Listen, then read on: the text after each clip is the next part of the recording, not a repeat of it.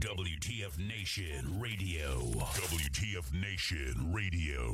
Whoa, whoa, whoa, whoa, whoa. Do you ever have one of those moments where you think, how the hell did I get here? Jeez, what happened to me? I was ruling the galaxy, had a cherry new battle station. I mean, this place had an omelet bar, a straight-up omelet bar. And now look, my former intern's tossing me down a bottomless freaking pit. You know, come to think of it, my whole life has been a series of what the moments. That was my out. The voice of U.S. Army, WTF Moments. This is WTF Nation Radio. I looked my woman in the eye sockets. I told her straight out. I just said it, man. I said it. I said, bitch, I'm the man of the house. You said bitch, though. You called your wife a bitch. Yeah. The bitches, they love visuals. This is a public service announcement from C.T. Fletcher. I will not contribute to the pussification of a nation. Get your punk ass out there and work for it, motherfucker. Let's roll.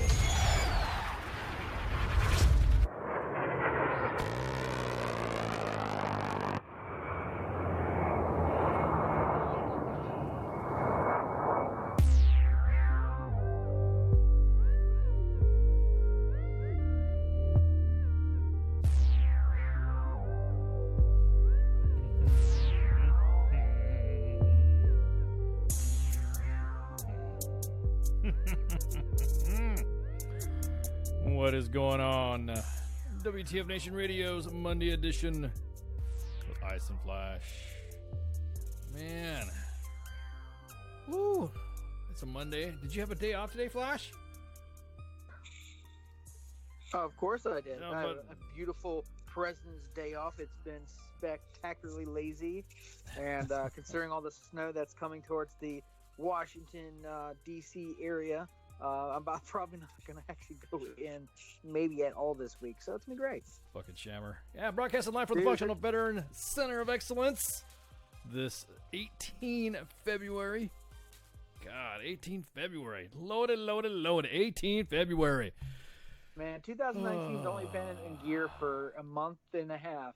And it feels And feels and everything's gone crazy. everything's gone crazy, like to shit today. Everyone's gone nuts. I just can't believe what's going on in the news. It just seems like it's off.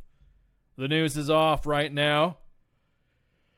Okay, real quick, I'm gonna jump into some stuff right quick. Right quick. We got a guest today. Marc Yablonka is gonna come on. 2100 to talk about his books. Yep, talk about some books and stuff like that. So we're excited about having him coming in. Oh, what's going on, guys, in the chats? Hey, what up? What's up, Bailey? What's up, Josh? What's up, man? Jared, what's up? I see everybody in there. What's up, Terry? How much? Oh, thank you. How much relief needed? Right.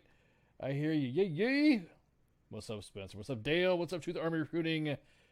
What is going on, everybody in the chats? Of course, what's AL Commo? Road Tech. Yay in the Mixer chat. Yes, that was a test today of the emergency Minx broadcast system. It's happening. She's returning. She's returning, yes. Dun, dun, dun. She came on board today just to do some little testing and all that. And yeah, so we're excited that she's back. That's what I'm talking about. Lighten the load a little bit there on the broadcasting so she can get in on all the fun. And oh boy, I have a feeling she's got a lot of thunder that she's going to be talking tomorrow. So I'll just all that bottled up anger. Yeah, all that stuff that we're going to be talking about today. I will just parse it down just to in a little nugget, so that way you guys can because I'm pretty sure Minx is going to talk about this story tomorrow. That dude that paid two.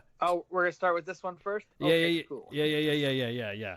Oh my God! So two Nigerian brothers were paid by Josie Smollett. Is that Smollett? How do you Josie Smollett? Go ahead. You gotta start from the beginning, though. Okay, well, hang on. You gotta start from the beginning. You can't just jump right into I just think it's the latest update. I just think it's funny because it okay, first off, All right, as you know, Jussie Smollett, the actor that plays a prominent character on the TV show Empire, was allegedly assaulted by two MAGA individuals and by two white dudes, MAGA wearing hat guys, and reportedly had some bleach thrown on him. And hung by it, or they had put a noose around. Yeah, they attempted to put a noose around his neck. The perfect mixture of super fuck off hate crimes. Yeah, that like the grand. That would be it. That would be.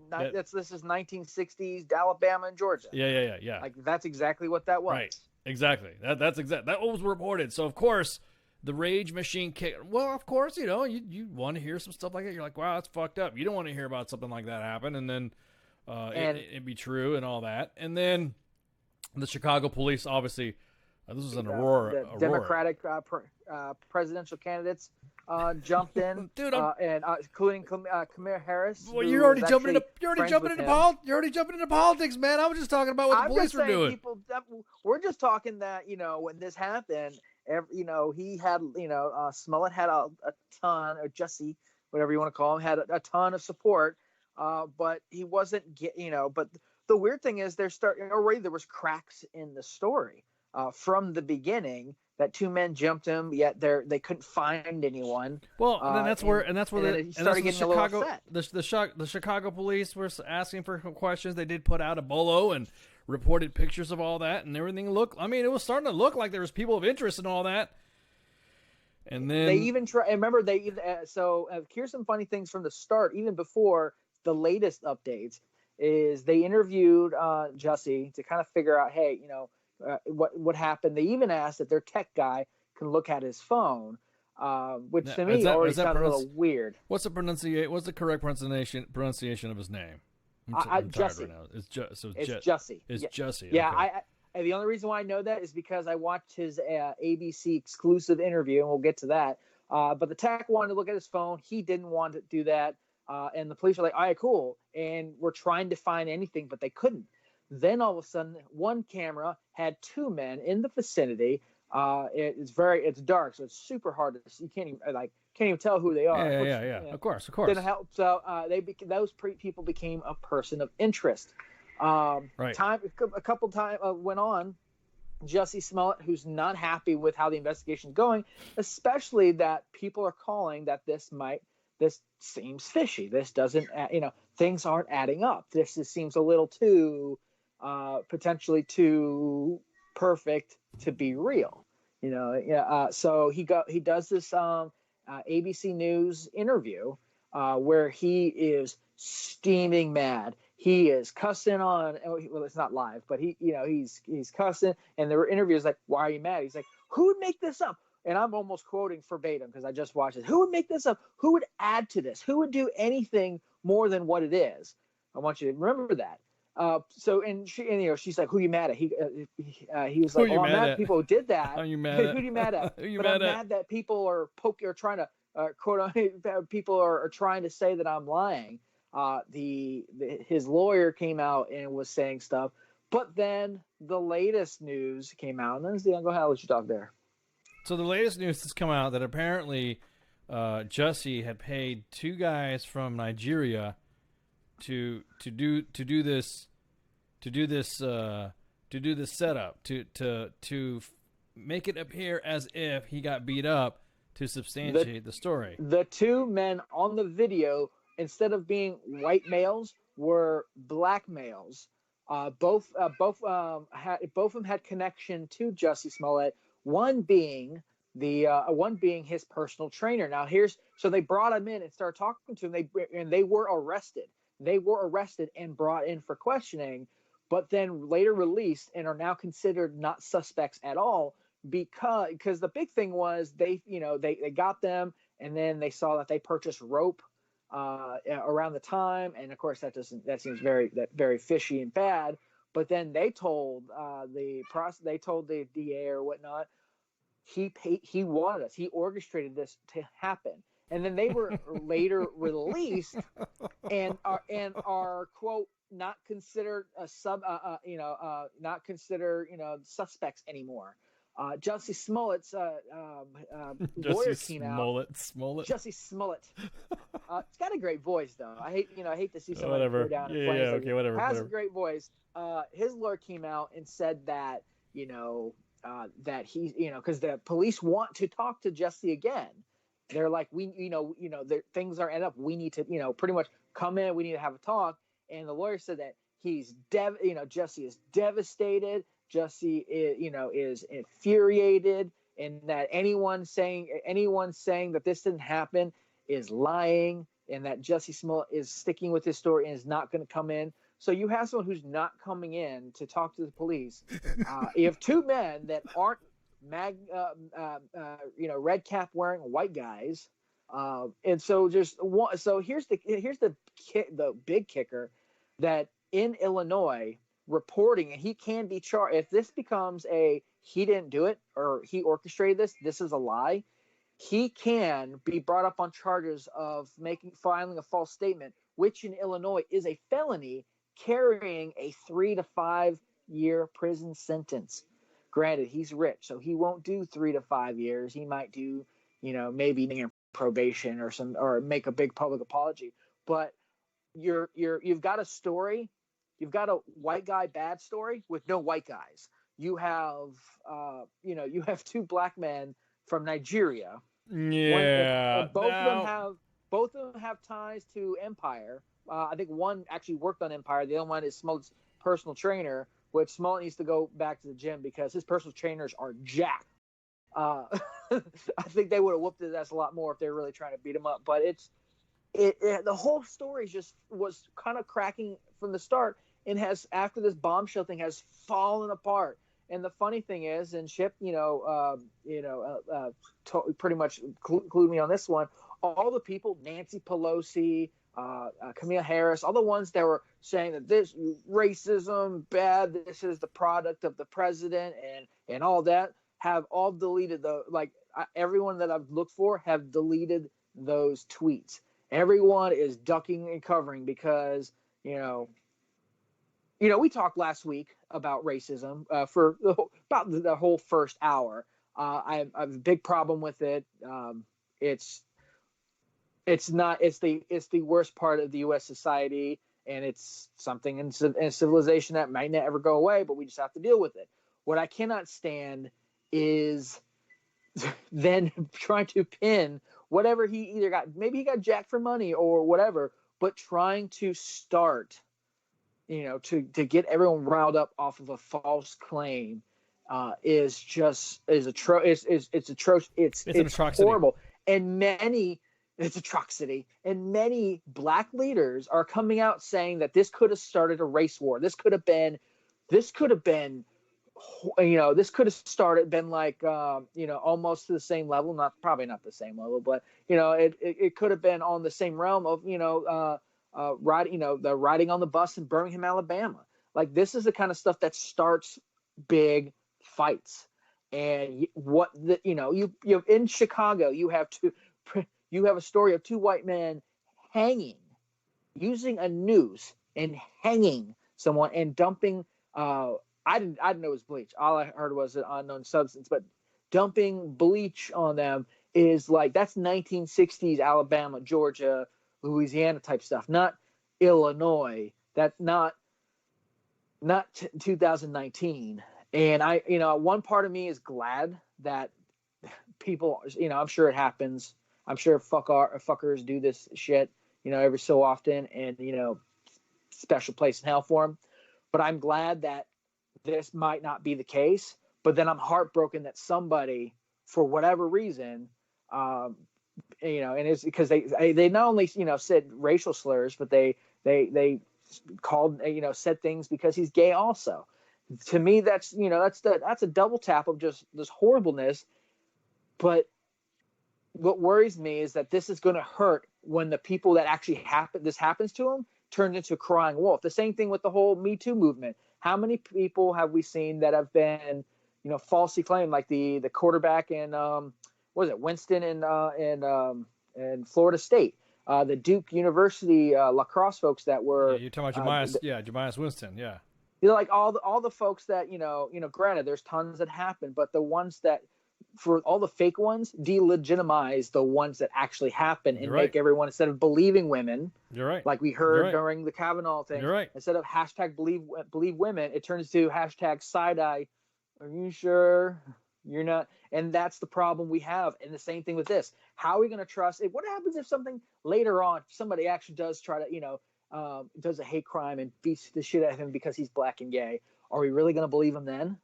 He could be in the hospital. We'll side eye and go, "Did you beat yourself up?" Yeah, exactly. I'm just shocked at the fact that this is the first time an American scammed 2 Nigerians. The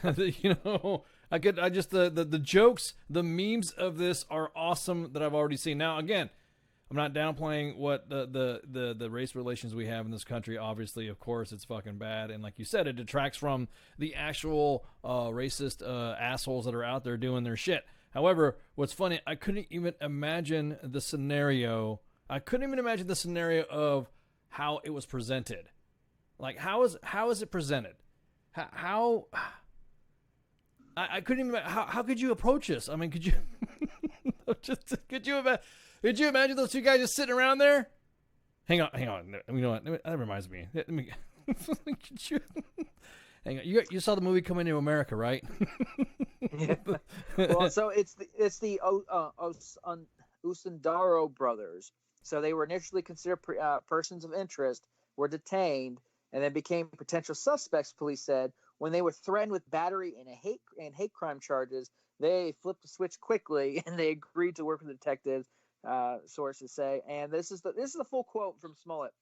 As a victim of a hate crime who has cooperated with the police investigation, Jussie Smollett is angered and devastated by recent reports that the perpetrators are individuals he is familiar with. Smollett's attorney Todd Pig and Victor Henderson said in a statement Saturday, he has now been further victimized by claims attributed to these alleged perpetrators that Jussie played a role in his own attack.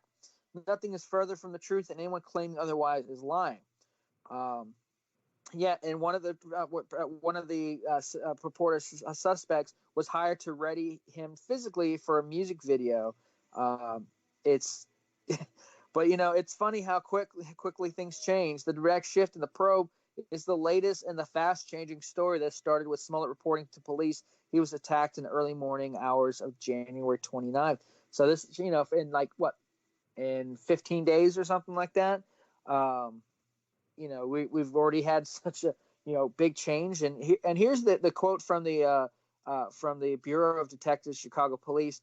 Case update: due to new evidence as a result of today's interrogations, the individuals questioned by police in the Empire case have now been released without charging, and detectives have additional investigative work to complete. While we are not in a position to confirm, deny, or comment on the validity of what's been unofficially released, there are some developments in the investigation, and detectives have some follow-up to complete, which include speaking to the individuals who reported the incident. They're both, and the police said that they're U.S. citizens of Nigerian descent, just so you know, and they're eager to speak to Jussie Smollett after interrogations with the Asutando brothers. We have been in touch with Smollett's attorney, Chicago police spokesman Anthony G. told ABC News Sunday afternoon. You know what? I want to see the interview. I want to see their interviews. How come you can't have their interview? You are not going to believe this. This man pay me money to do this. He pay me money to do too. Are we supposed to beat him up? We're in the MAGA. Adding that investigators that are waiting on whether they're going to respond to his attorney. Anthony G. said the department has contacted the actor's lawyer Friday night.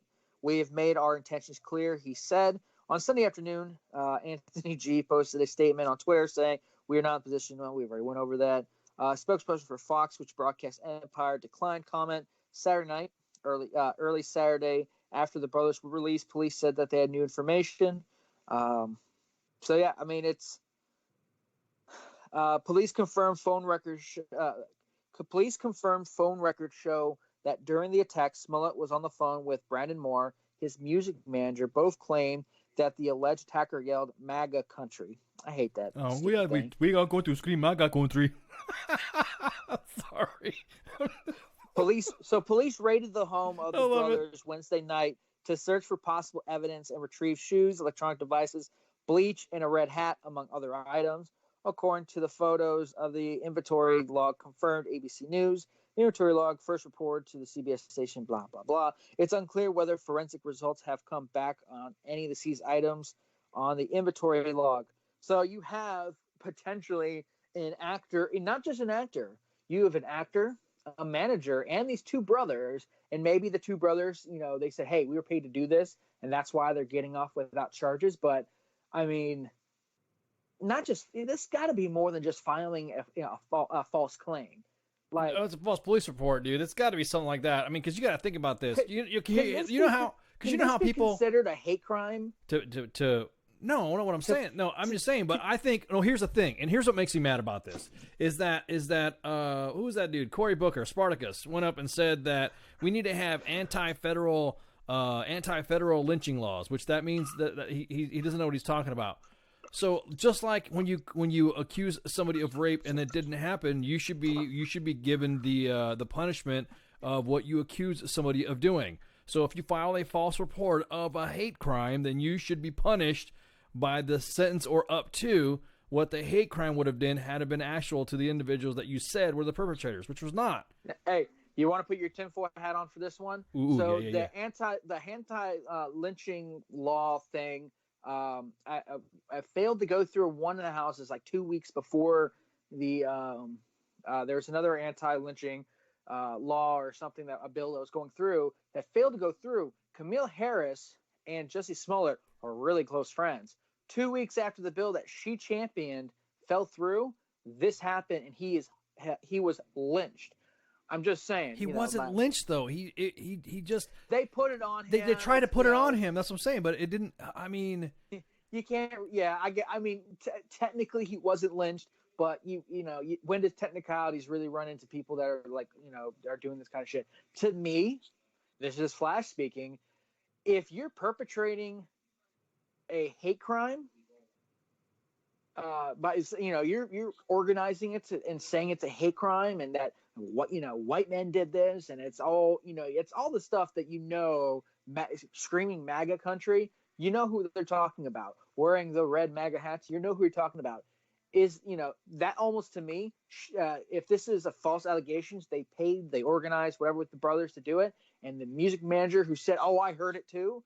To me, that sounds like a hate crime. When you have black leaders coming out and going, "This could have been horribly bad. This could have started something that could have been rival, could have gone all the way up to like freaking the LA riots and shit." I mean, who knows what this could have done? But to me, it sounds like this is a hate crime in itself. And it's funny that the quote unquote victim is the actual person who potentially could have started something that could have hurt a lot of people off a false claim. Not the first time this shit has happened on any side of the coin, but this is the latest case, and this is it's funny. The Covington kids, they're getting destroyed over a 30-second clip, but when you watch the whole thing, it's not as cut dry. Granted, the kids aren't 100% in the clear, but for what they were being accused of and what they were, and people are death threatening them. It's funny how things are. It's okay if it's MAGA guys, if it's white boys doing that. Oh, of course, we can say, oh, a white guy did that to me. I don't know. Maybe they owed him money. Maybe maybe it's a setup. Maybe it was something. Like I said, who knows? But like I just think, or maybe it was part of a marketing campaign. I hope Chicago police and the folks over in Illinois figure out what the hell's going on. And at this point, if he doesn't cooperate, I think you need to go arrest his ass on charges of making a false claim, because no one should get away from the law. I understand, he 3 to 5 years for a felony. It'll probably be a misdemeanor, and he'll probably do probation, because that's what happens in our country with rich folk getting off earlier or whatnot. But honestly, this is hope this tanks his career. I hope Fox drops him and kills him off in the show, because you can't have people like that who are willing to go that far willing to make a point or whatever. Granted, you might not like that Donald Trump is the president. Might not like that the guys who were very quiet during the 8 years of Obama are now wearing their red hats proud and saying, make America great again. I understand you might not like that. That's cool. But blaming people for lynching you and dumping an unknown chemical and beating your ass, no. And saying racial slurs, saying they said racial slurs and homophobic slurs at you, no. I understand. I think they should Roseanne that whole fucking show, just like they did Roseanne. See, the thing was with Roseanne, she owned her shit and she admitted to saying it, and her shit was verified. Her shit was out there. Well, he's not a big like. If you've watched the show, which I think I watched the first 3 seasons with my wife, and then it's just it just got lost in the sea of all these shows, and it was a good show. I liked it. He's not a huge character. He's not the monster character. He's a good character. He's got they wrote a great story arc, and he's not a bad actor. But apparently, whatever was happening, apparently there were some cracks already happening in the show. Like he was potentially getting, he was starting to get wrote out anyways. But I hope, he's not the name, this would be something if the main 2 folks, this happened to them, or they did something outrageous like this, then maybe. But they'll probably write his ass out of the show. As this goes on, I'm pretty sure the folks over at Fox are going, all right, writers, I think it's time to unceremoniously say goodbye to him or something. Roseanne his ass. Just write him out. I mean, because they brought back the rest of the Roseanne cast, because they fired fucking everybody. They canceled the whole fucking show until they figure out what the hell, and then they brought everybody back, but still canned Roseanne. That's what they should do. They should just can him. Just can the dude, man. Hey, if it's fake and it's all that and it's causing drama for because people aren't going to watch, or people aren't going to watch this stuff. They're going to sit there and go, this dude, like, is that the guy? You know what I mean? Everyone's going to wait for the episode of where he's going to be on for the 5 minutes that he's going to be on, and then everyone's going to get the ass or say whatever. Or they might write this into the storyline too. Sometimes Hollywood imitates life when it comes to something like this. The Hill is running an article saying Jussie Smollett case shows media villainizing Trump and his supporters without proof again.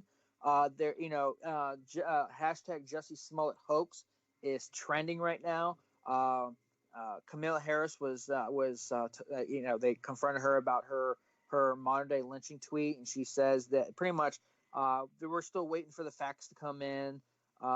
Like there's all kinds of stuff coming out. Al Sharpton calls for Jussie Smollett to face accountability to the maximum if he staged the attacks. Which, did you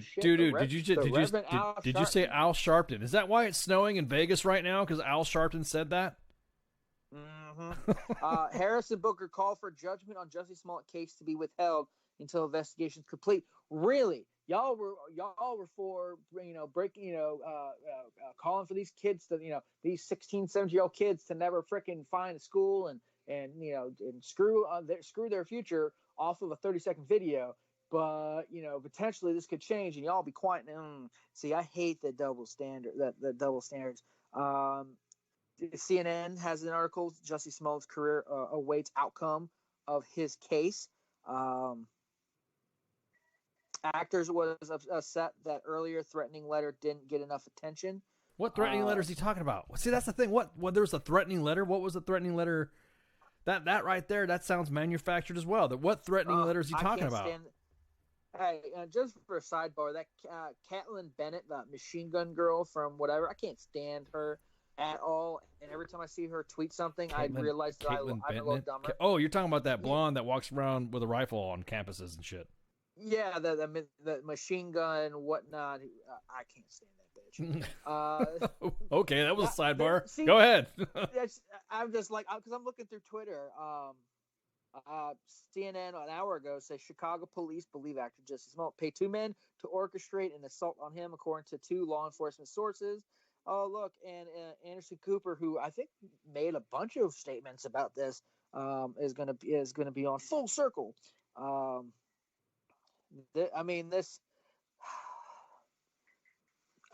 the funny thing is, And Seneca, Kamala Harris, her tweet saying the 10th month, she said, which tweet, what tweet, and last, she's pretty much, okay, so I will say this about the case. I think facts are still unfolding, and I'm concerned. I literally quoted that verbatim, just for, so it's funny how everyone is backtracking it, and I have to say, for my friends on the right side of things, if you're in MAGA country or that's your thing, I'm going to give you a piece of unsolicited advice. Do not do what the other side, and you blame the other side for doing. Do not jump all over this from the start, because we don't know that we don't have the 100% facts. We don't know exactly what happened. We don't know if this is truly a stage thing or not. If you come out going, everyone's always attacking us, blah, blah, blah, Democrats this, blah, blah, blah, blah, blah. Yes, it seems like the case right now, and I understand why you'd be upset, because especially for the, my white friends that might be a little more pissed off that it was blamed on two white men, and it turned out to be two very black Nigerian descent men. These guys are jacked. Like, I want to work out with that personal trainer. Holy shit.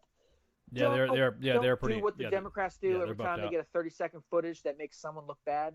Don't stoop to that level. And I know no one's going to listen, but I say it, and I want to say it to both sides as it happens, because as soon as we just jump to conclusions, like we always do, thanks to social media, thanks to unnamed sources and all this other stuff, and journalism, that journalism is like leaning on more unnamed sources than ever before in the last decade.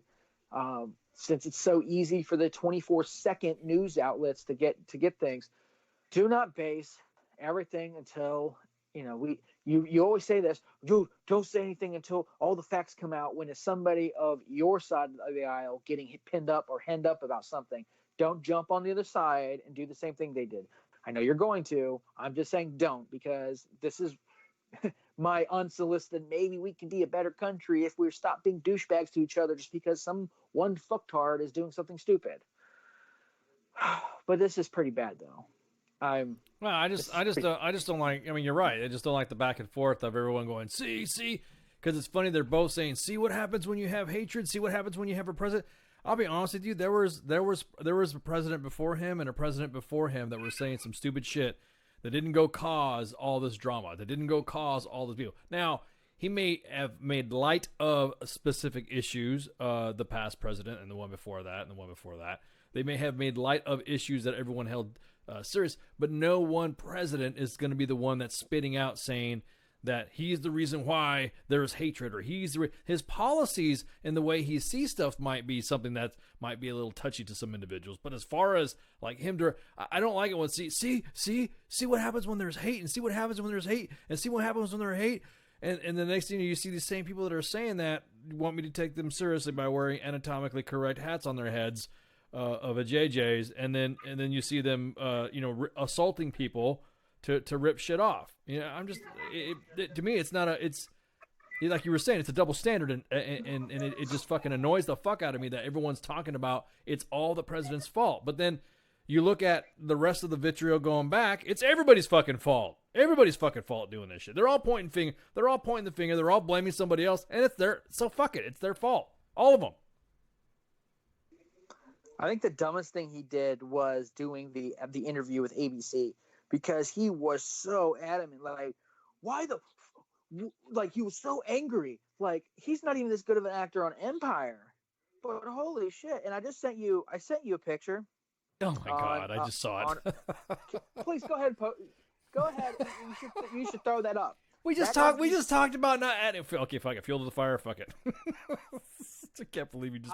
But this is the funniest thing I've seen. Like, all these articles. You see all these outlets that are now turning in, are now trying to be fact based, which is, hey, good job. Instead of just taking one guy's word for it, wait for the facts to come out. But we don't do that. Yeah. But I mean. It's turning, like, right now, it's turning out to be that. Yeah.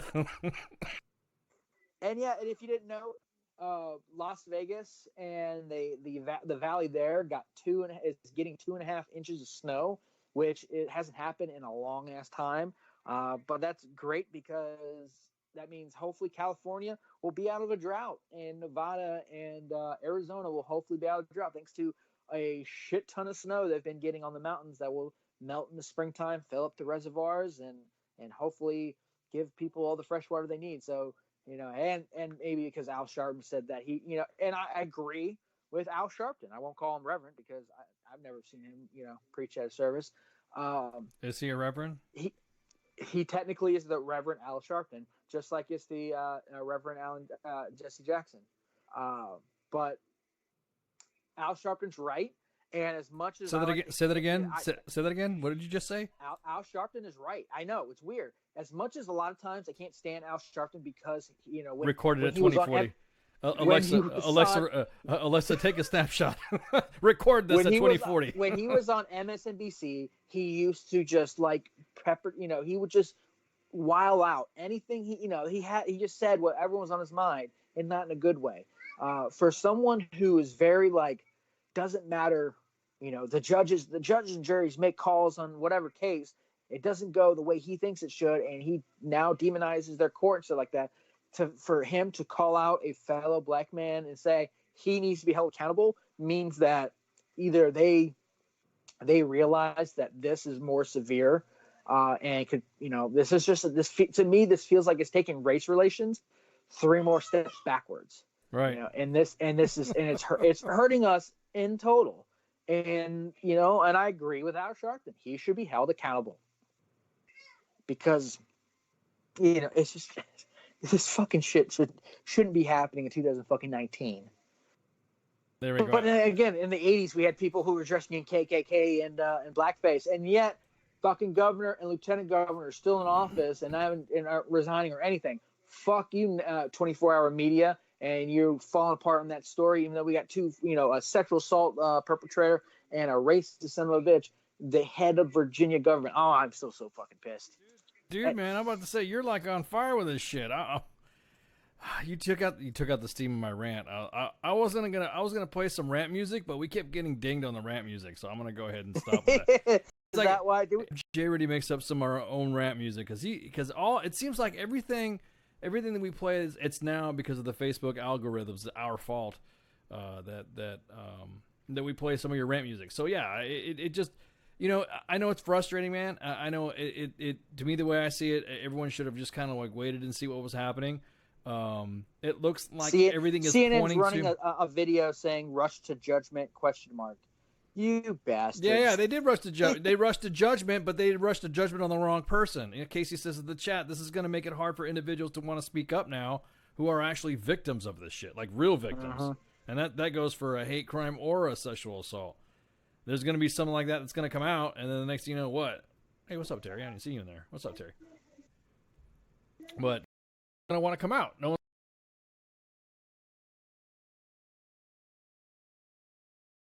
I was talking to somebody I knew that said that the term "cry wolf" anymore is the term that you rarely hear anymore. You know what I mean?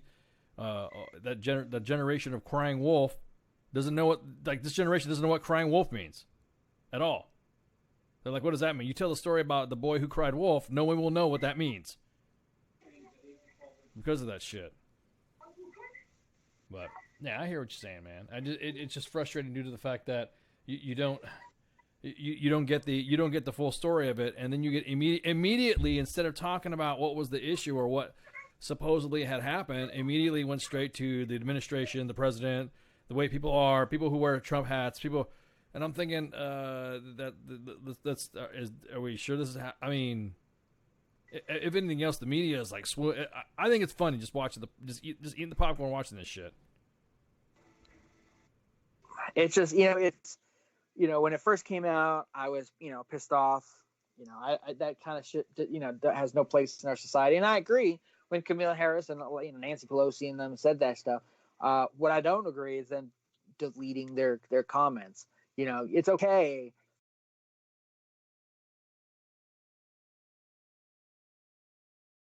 When you make a mistake on social media, don't delete it because you're going to get called out about it. And that everyone has been calling them out. You're giving folks like Ben Shapiro and Charlie Kirk and those fuckers over there, Daily Wire and Breitbart, all the ammunition they need to turn this around on you, Right, because you can't have the Right. balls to just suck it up. Yep. You made a rush to judgment, which we all do. I mean, I admitted when I said I rushed to judgment on the Covington kids. When I saw that 30-second video, I went, those little motherfuckers. Like, you know, because the way that the story was crafted from the start, you know, they went around this Vietnam vet who's a Native American. When it was crafted, I was like, I even said I would punch the shit out of my son if he ever did that. And then I come to see the whole video and realize, holy shit, I was wrong. I didn't delete any of my comments. I didn't delete any of my articles that I posted and the shit I said, because I meant it at that point. And then I said that I made a mistake. Nancy Pelosi, Kamala Harris, Cory Booker, and everyone else who was out to support Jussie Smollett, you were not in the wrong for supporting what was potentially a hate crime on the double level of a hate crime against a black man and a hate crime against someone who's homosexual. You weren't wrong. That's the proper response, that this kind of shit should not happen in our country. You were not wrong, and I'm not mad at you that you jumped to conclusions and you defended someone who ended up in the hospital for whatever time of the story seemed that, you know, I got you. What I do not appreciate and what I do not respect about you is the fact that because facts are changing, it's not your fault. The story is not the way it is right now. It is not your fault. You are presented facts, quote unquote facts, and you accepted those facts. You didn't go, I'm going to wait. You did what a lot of the people who were trying to stay ahead, and especially in politics, you're trying to be the first, and I said, I got you. Do not delete your shit because you were wrong. Except, if anything, you ignore it, or you fucking just go, I made a statement on Twitter whatever days ago. Facts have changed, and and this story, or whatever. But it is not your fault, Kamala Harris, Cory Booker, or Nancy. Oh God, I can't stand her. Or Nancy Pelosi. But it is your fault that you're not owning up to making a judge fucking conclusion. Got it. Like, okay. it Okay. Hey, you need to wrap it up. Wrap it up. Hey, don't forget, we're on Instagram, Twitter, Periscope, YouTube, Facebook, the TuneIn app, and you can go to WTFNationRadio.com. Yes, and all those other. It's at WTF Nation Radio. Definitely head up our WTF Nation Radio Twitter, because we just passed 1,500 followers. Hell yeah. And for some reason, military Twitter, hashtag Mil Twitter is going crazy. No, dude, our very own Ice has jumped on Twitter himself. You're just funny how everyone in the chats, bro. Bailey goes, again, going, gone. Throwing the Scooby references. Zoinks! I love it. Exactly. But hey, don't forget, follow us on Twitter. What is with, because we got a new guy coming on soon. Real quick, where the fuck did something come out? And because I've been out of the active duty army for a long while, but why the fuck are all these anonymous fucking, seems like lieutenants and captains getting Twitters and being anonymous and like having full blown like leadership conversations with like General Donahue from 8th Army or General Abrams or plenty of other General Funk. I mean, yeah. I noticed that too. These are the same. To be like 4. But there's they're all but Flash, you got to remember too, these are the 18. Same ones. These are the same ones that post stuff on Twitter, but fucking that go nuts about something getting posted on the main page or what we say on WTF Nation Radio. You know what I mean? I tell you what, it's just like the fact that there's so many more anonymous, outside the WTF, like because I won't count that because we have to be anonymous for a reason. But there are so many that are now, and Twitter's wilding out. But hey, don't forget. If you miss this show or you have to leave the show early and miss our awesome guest coming up soon, you can head to WTFNationRadio.com and download the podcast there. You can also, if you subscribe to iTunes, the WTF Nation Radio page on iTunes, you can subscribe, and in your podcast thing, you'll automatically populate the latest shows, and you can go back as far as you want and re-listen to all your favorite shows because Lord knows there's got to be a lot of them because we're awesome. So don't forget to subscribe to iTunes, and you can listen to WTF Nation Radio whenever you want. We have a cool guest coming up in just a short while. Super excited. Yeah, so let's take a break right quick, and then we'll be back in 10 at the top of the hour with our Marc Yablonka. So everyone get some shots, and I'll see you in a second. WTF Nation Radio. WTF Nation Radio. Take it from me, Ice. You can't just float around space not caring about stuff forever. The voice of U.S. Army. WTF Moments. This is WTF Nation Radio. Shit in the bag, Pogue.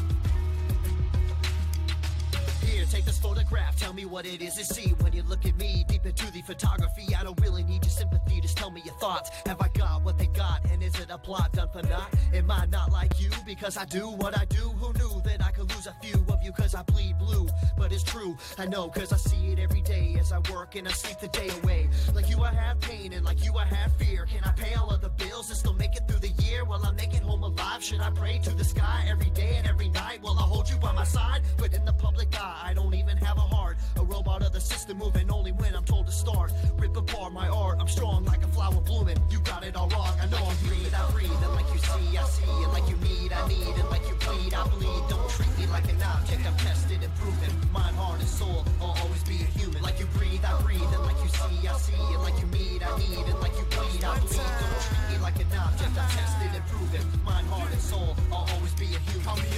like a soldier. Green beret, 21 gun salute, don't wanna see the day. In the constant war zone, in the home of the brave, where they hate the police until they saving the day. I got kids like you, a mortgage like you, so blue lives matter, and so does yours too. All this separation and divide, open your eyes. If you cut us all open, we the same inside. The only difference is I run to the gunfight. Your peace when it's chaos, when the people don't act right. But I'm under scrutiny for trying to protect me. You pull a pistol and I'm shooting for trying to contest me. I got a quick second to make a deadly decision. The media betrayed me like a kid for a living, like I'm cold with no heart, a brain with no thoughts, a body with no feeling, a life with no cause. Like you breathe, I breathe, and like you see, I see, and like you need, I need, and like you bleed, I bleed. Don't treat me like an object, I'm tested and proven. Mind, heart, and soul, I'll always be a human. Like you breathe, I breathe, and like you see, I see, and like you need, I need, and like you bleed, I bleed. Don't treat me like an object, I'm tested and proven. Mind, heart, and soul, I'll always be a human. I'm damned if I do, and damned if I don't. It's like every single time I say what's on my mind, they go for my throat, they spew evil words. If you are absurd, always grinding, grinning, and killing my soul with these verbs. Hold me down,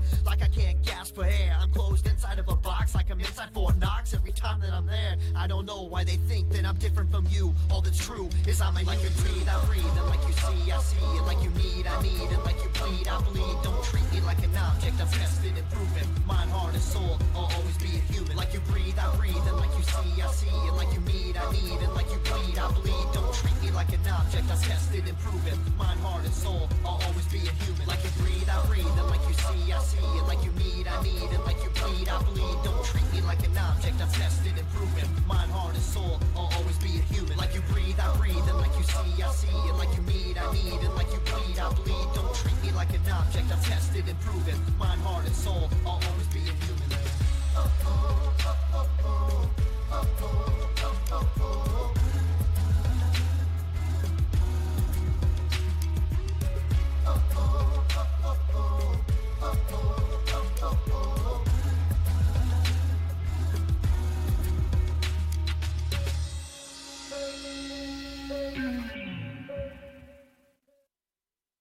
I am here determined to stop this future atrocity. This station is now the ultimate power in the universe.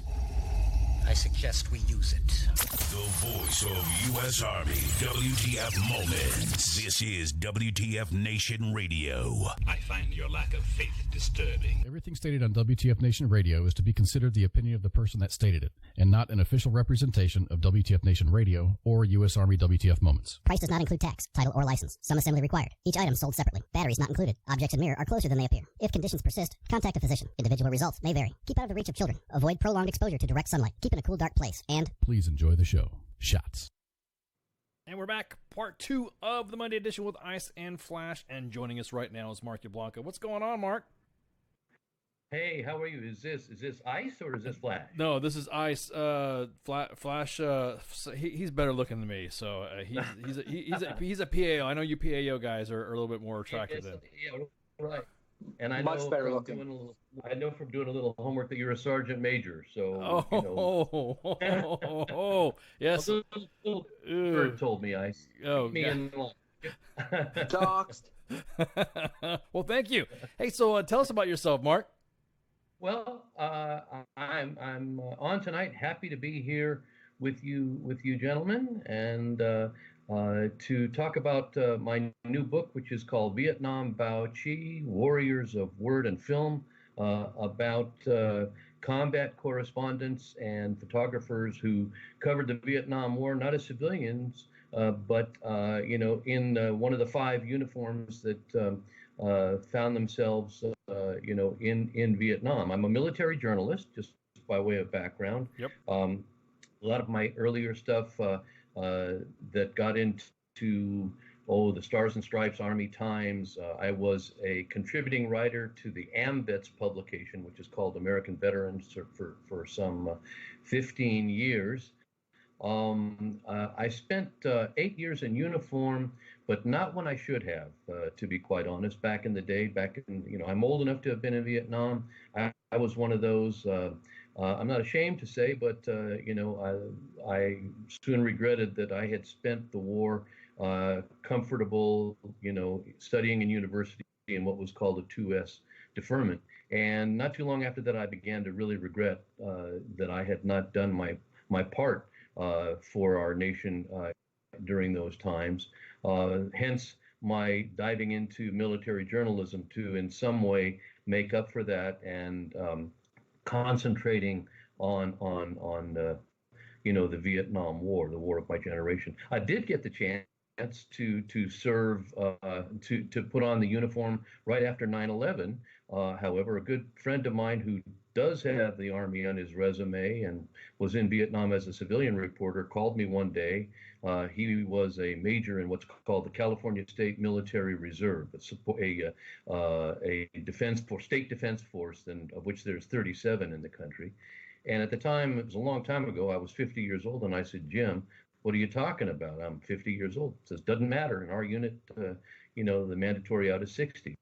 So I put in a good 8 years, covering MOBs and DMOBs of people like yourselves who were, either in Iraq, Afghanistan, Kosovo, and taking pictures and writing stories for several of the major official military magazines like Soldiers, the magazine of the Army. Yep. I am in California, and our unit was a support brigade to the California Guard and the U.S. Army Reserves. So I got into some of their publications as well.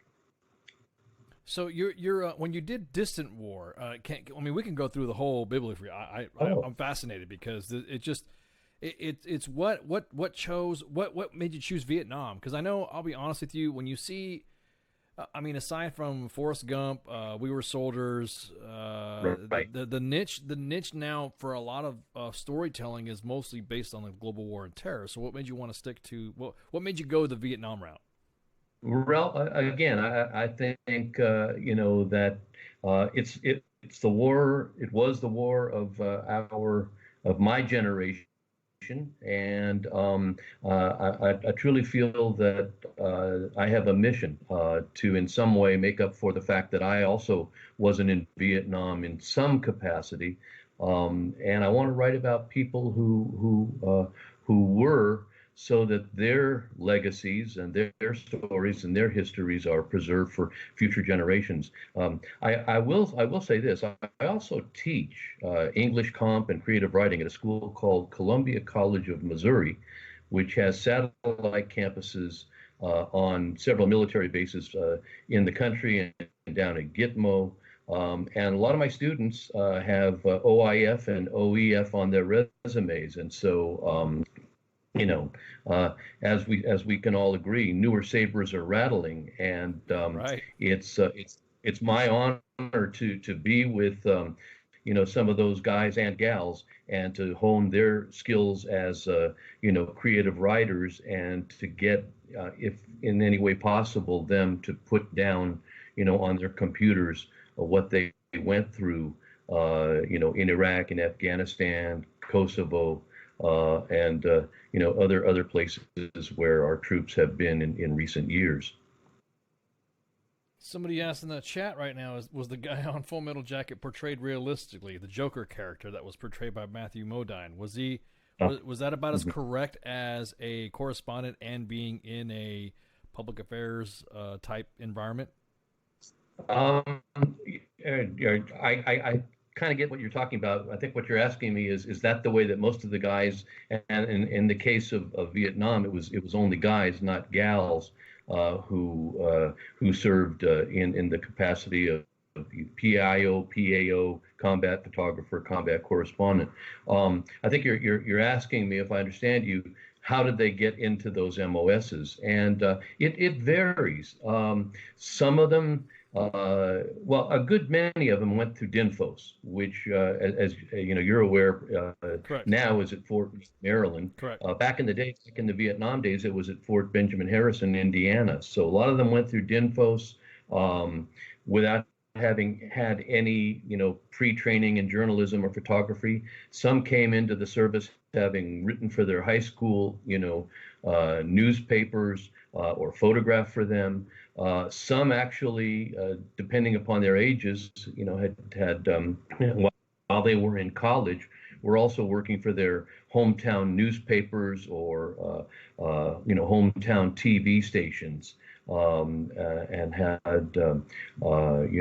experience with MOPIC as they called it, motion picture cameras via Right. TV. So yeah, it runs the gamut of that, Flash.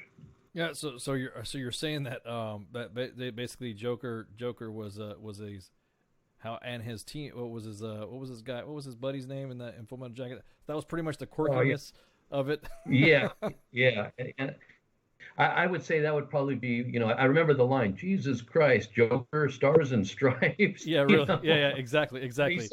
He did say, I wrote for my high school my high school annual, didn't he? He did. He did. So. Oh, you're a writer or you're a killer? Yeah, that's right. Yeah. So you wrote an article for Soldier of Fortune magazine. Way back. Now, is Soldier of Fortune magazine? I didn't know I think they're still around. Are they still? Yes. Are they still behind that type of and support that type of Vietnam history? Are they still supporting it? Do you know, or have they moved into the realm of the global war on terror now? I think they've moved into the global war on terror from the issues that I've picked up. I wrote the piece you're referring to.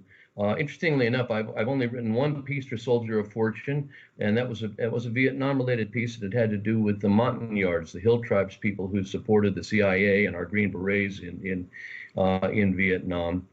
But in spite of that, I have an ongoing relationship with Colonel Bob Brown, who is the publisher and editor of Soldier of Fortune, and he's been, great and kind enough to promote at least off the top of my head, 3 of my books, and he's going to be doing something with this, although I'm not quite sure yet. But is he still alive? Oh, absolutely. Oh, wow. Yeah, still alive, functioning in Boulder, Colorado, and tied in with the NRA in some high capacity. Absolutely. And one of my good friends who's in this book introduced me to Colonel Brown, Jim Morris, who was in Special Forces in Vietnam and, until recently has been a chronicler of the Green Beret experience in Vietnam, several of his books. And now he's off doing work on mystics and Toltecs, from Latin America. So he's kind of himself. Yeah. Well, I was just curious because I know Dale Dye, retired Marine Corps, he's come on the show before too with us, and he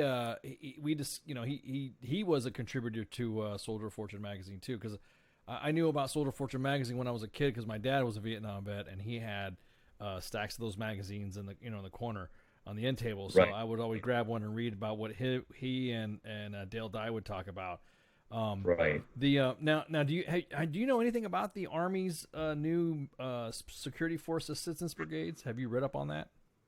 I have not, but I'm all ears. Okay, well they are basically now almost like the modern day version of the military assistance command, like MACV. Okay, they're now like that. So now I was gonna ask if you were familiar about that because I was gonna see if you had seen any parallels between that and the military assistance command back in Vietnam. Tears Across the Mekong Delta. What was that book about?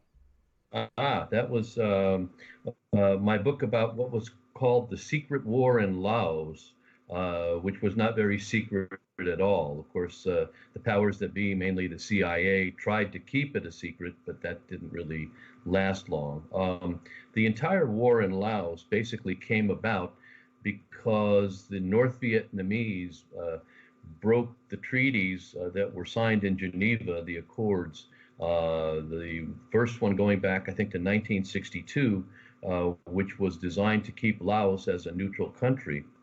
And at first, we abided by it, but the North Vietnamese did not. There's talk about, and I'm sure you've read about the Ho Chi Minh Trail. Yes. Most of the Ho Chi Minh Trail wasn't even in Vietnam. It ran down through Laos and Cambodia on into South Vietnam, and it was the trail that was used to move men and materiel, mostly materiel, to the Viet Cong who were operating in South Vietnam. What I did in Tears Across the Mekong was try to, I had a wide berth, and I wanted to get as many people as I could who experienced the war in Laos, from the fierce Hmong fighters and who fought loyally for General Vong Pao, to the pilots who flew for the noted and sometimes notorious Air America, which is, I have to say, I think falsely assumed to be the CIA airline. I have good friends who flew for Air America who feel that, in point of fact, the CIA was PAX, was one of their customers, and there were others like USAID and the big wigs and the generals. They also provided some humanitarian assistance too for the evacuation, right? Absolutely. Yeah. There was a film several years ago called Air America that starred Mel Gibson and Robert Downey Jr. I remember that. A great work of comedy, if you wanted to go for laughs, but very little of it was true. It was taken from a rather extensive book called Air America by an author by the name of Christopher Robbins, and made into the movie. But if you ask any Air America personnel to this day, they'll say, about the only thing that was true about the movie was nothing. And I really admire those guys for what they did. They came away from their experience in Laos with the reputation of being, mercenary Terry and the pirates, and who did what they did for money, and nothing could be further from the truth. They were involved in so many search and rescue operations. They were hogtied in a sense by the Air Force that kind of put the clamps on them and a group of other pilots called the Ravens. The situation in Laos was basically because we had abided by it, but then the North Vietnamese broke the accords. We, and I say we, I mean Air America and anybody in the military, like the Air Force pilots that went in and flew for the Ravens, went in sheep-dipped. The meaning of that is that they left their uniforms behind. They wore civilian clothes and cowboy boots, and right, exactly, yeah. And they had a reputation, the Air America people, getting back to them, as being, pilots who flew the opium around, and they don't deny that, something like that could have happened, but they never knowingly, did any of that. Of course, the Hmong people are slash and burn farmers, and they made their living growing opium, just as what's done in Afghanistan. I was about to ask you, did they see the Hmong see it just growing opium as a trade? They didn't care, they didn't use, or they did use, or what was the sentiment amongst the Hmong people? Because I know there's a heavy concentration of Hmong immigrants in California near Los Alamitos as well. Yes. Well, in Fresno, certainly. The bulk of the Hmong are, I think, in Wisconsin and Minnesota, but and for a time they were in Missoula, Montana. They followed Vong Pao there, I think, and he lived there for a time. I don't know that I'm the authority on that. How many of them used opium? How many of them, did it to survive and grew to survive? I know that opium was used in all over Indochina, of course, for decades and decades, used by the highest class of people, even going back into the French times. So, but I really don't have any stats on how many of them grew it to sell it versus how many of them grew it just to use it. Now, does any of your books cover did you notice that, during the Vietnam War in that era, was there a certain animosity with what those type of dark missions were being conducted with the conventional forces? Did you hit on any of that? Probably a little bit. I was a university student in Vietnam during the Vietnam days, and was just thankful to be alive, and thankful in 1969 that I had a high lottery number and didn't therefore have to worry about things. In terms of what I know about the dark missions I've read since then, certainly at the time, I didn't have any concept of them, and I would say that whatever as far as the dark missions are concerned, that the people back here in the United States felt, that ran the gamut. A lot of people believe that, well, the Vietnam War was unpopular from the get-go, and that's not true. It actually, had a lot of popularity going in, but as the war dragged on, of course, it got less and less popular, not only with the populace, but with the politicians in Washington. And as has been said by more than one journalist who covered the war, when the people in Iowa started seeing the coffins coming home, that's when they started to turn against the war. How? Go ahead. No, you're right. Now I was going to ask you for some of the because I mean, you're probably old enough to be my dad. If you were my dad, we're the same age then, probably. I'm 68. The explain to the audience how did the draft work? I mean, how did like you said, you had a high lottery number, because there's some individuals here that really don't know what that means. Sure, absolutely. Well, we had the selective service back then, and everybody from the time of 18 through 35 was subjected to the draft. There were some deferments, of course, for physical issues, and one got a 4F if that was the case. Like myself, I had a 2S, which was a student deferment, and if you were draftable, you got a notice or a letter from Uncle Sam that said, you're 1A and report to the induction center at Oakland, California, or in New York City or wherever they were for a physical exam. 1969, I think in large part due to the burgeoning unpopularity of the war, the lottery system was implemented. And I can't remember how many numbers there were altogether, but the lower your number, and it was done by birthday. And I think April 10th, if I can recall, my lottery number was 269. So I was quote unquote home free. And again, as I think about it today, I'm not saying I wished I had a lower lottery number, but I wish I had in some capacity assisted our country in the Vietnam effort. Right. No, I was just curious because I mean, if you had a high number, you had a high number. You know what I mean? It wasn't one of those.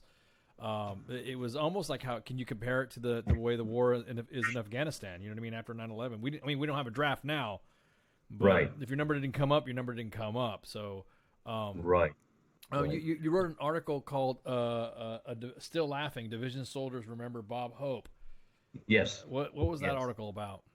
Well, that was when I was serving in the support brigade of the California National Guard when Bob Hope passed away, and as it turned out, there was a troop on base who had seen Bob Hope at Long Binh, so I nabbed him and got his his thoughts on that. I was able to talk to Johnny Grant, the mayor of Hollywood, who was a friend of Bob Hope's, and General Mike Tileman, who was for a time was Bob Hope's go-to person, who was assigned to MACV, and every time that Bob Hope was in Vietnam, Mike would accompany him wherever he went in country. I think my favorite story in that particular article, it belongs to my friend Jim Cacavo, who was the one who wrote me into the State Reserve, because Jim's an interesting guy. Just if I can divert myself for a second, he did serve in the Army in Germany and ROK, and then he's an Army brat. As the war dragged on, he started to go to be against what was going on, and so he thought, I better get my tail out of the Army before they send me to Vietnam and I get shot. So he gets home here to Los Angeles. He's looking for work. He sees an ad in the LA Times for the Red Cross. The Red Cross needs a photographer writer. So he gets on a plane and flies to Washington, D.C. He gets the job, and guess where they sent him? Vietnam. Yep, absolutely. He was wounded in his first 3 months and spent some time in the 25th Evac Hospital in Cu Chi, and then he actually stayed in Vietnam writing articles and taking pictures for the Red Cross for 2 years, and he did some freelancing for Newsweek magazine as well. Anyway, flash forward to the end of the war. Jim's home. He gets a job with People magazine. And People magazine sends him, I'm in Burbank, California, and People magazine sends him to the NBC TV studios that are still here in Burbank to interview Bob Hope, who also was a Burbank resident. And the NBC was honoring him for something, giving him an award, and Jim got the assignment to photograph Mr. Hope, along with, a People magazine writer. After it was all over, Jim wandered up to Mr. Hope and he said to Bob Hope, and he says, "Mr. Hope," he says, "I saw you on the DMZ and ROK in 1967. And Bob Hope says, "Oh yeah." And Jim said, "Yeah, don't you remember me? I was the one wearing green." Please tell me Bob Hope came back with a quip, because you know how he is. He probably came back with one. He said Bob Hope busted out laughing. Anyway, so I interviewed Jim, and mentioned that story in the obit, and that was for the base newspaper at the time, which was called the Sunburst, which takes off from the patch that the 40th ID wore and still wears of a sunburst. That's right. I was when I was a wee lad, I was there at Los Alamitos. Oh. So right off of Catella. Okay. Yep. Right off of, yes, absolutely. Yeah, it's right off that's Catella Avenue, which is the same street that Disneyland is on. Yep, absolutely. On the other end of it, absolutely. It's still Catella, and there's a Catella Deli right on the corner that you go into. Right. Yep. Into the base, and and that's actually where I teach at Columbia College of Missouri. That's where where the satellite campus is that I mentioned earlier. Correct. And so when I got the job 3 years ago to teach, it was like going home again. Base has changed. Of course, way back in the day, I grew up some in Orange County. It was the Navy had it. It was called the Los Alamitos Naval Air Station.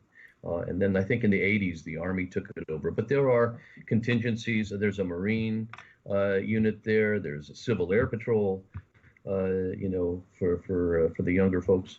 And I think I've seen Navy uniforms and of course Army. It's now a joint. It's like a joint base now. It's now more. It's called Joint Forces Training Base. Yep. That's right. Yep. Right. So that was my that just you talking about the sunburst and all that, and I'm thinking about being on the airfield back in the day when I was young, back when I was a little private, when I was private eye. So yeah, I hear you. Okay. Hey, so you wrote an article about Jim Morris, the U.S. Army Special Forces Major. Can you tell us about that article? I want the audience to hear about it, but it's a fascinating article. Sure. Jim is a real inspiration to me as a writer, and I call him, he's my hero.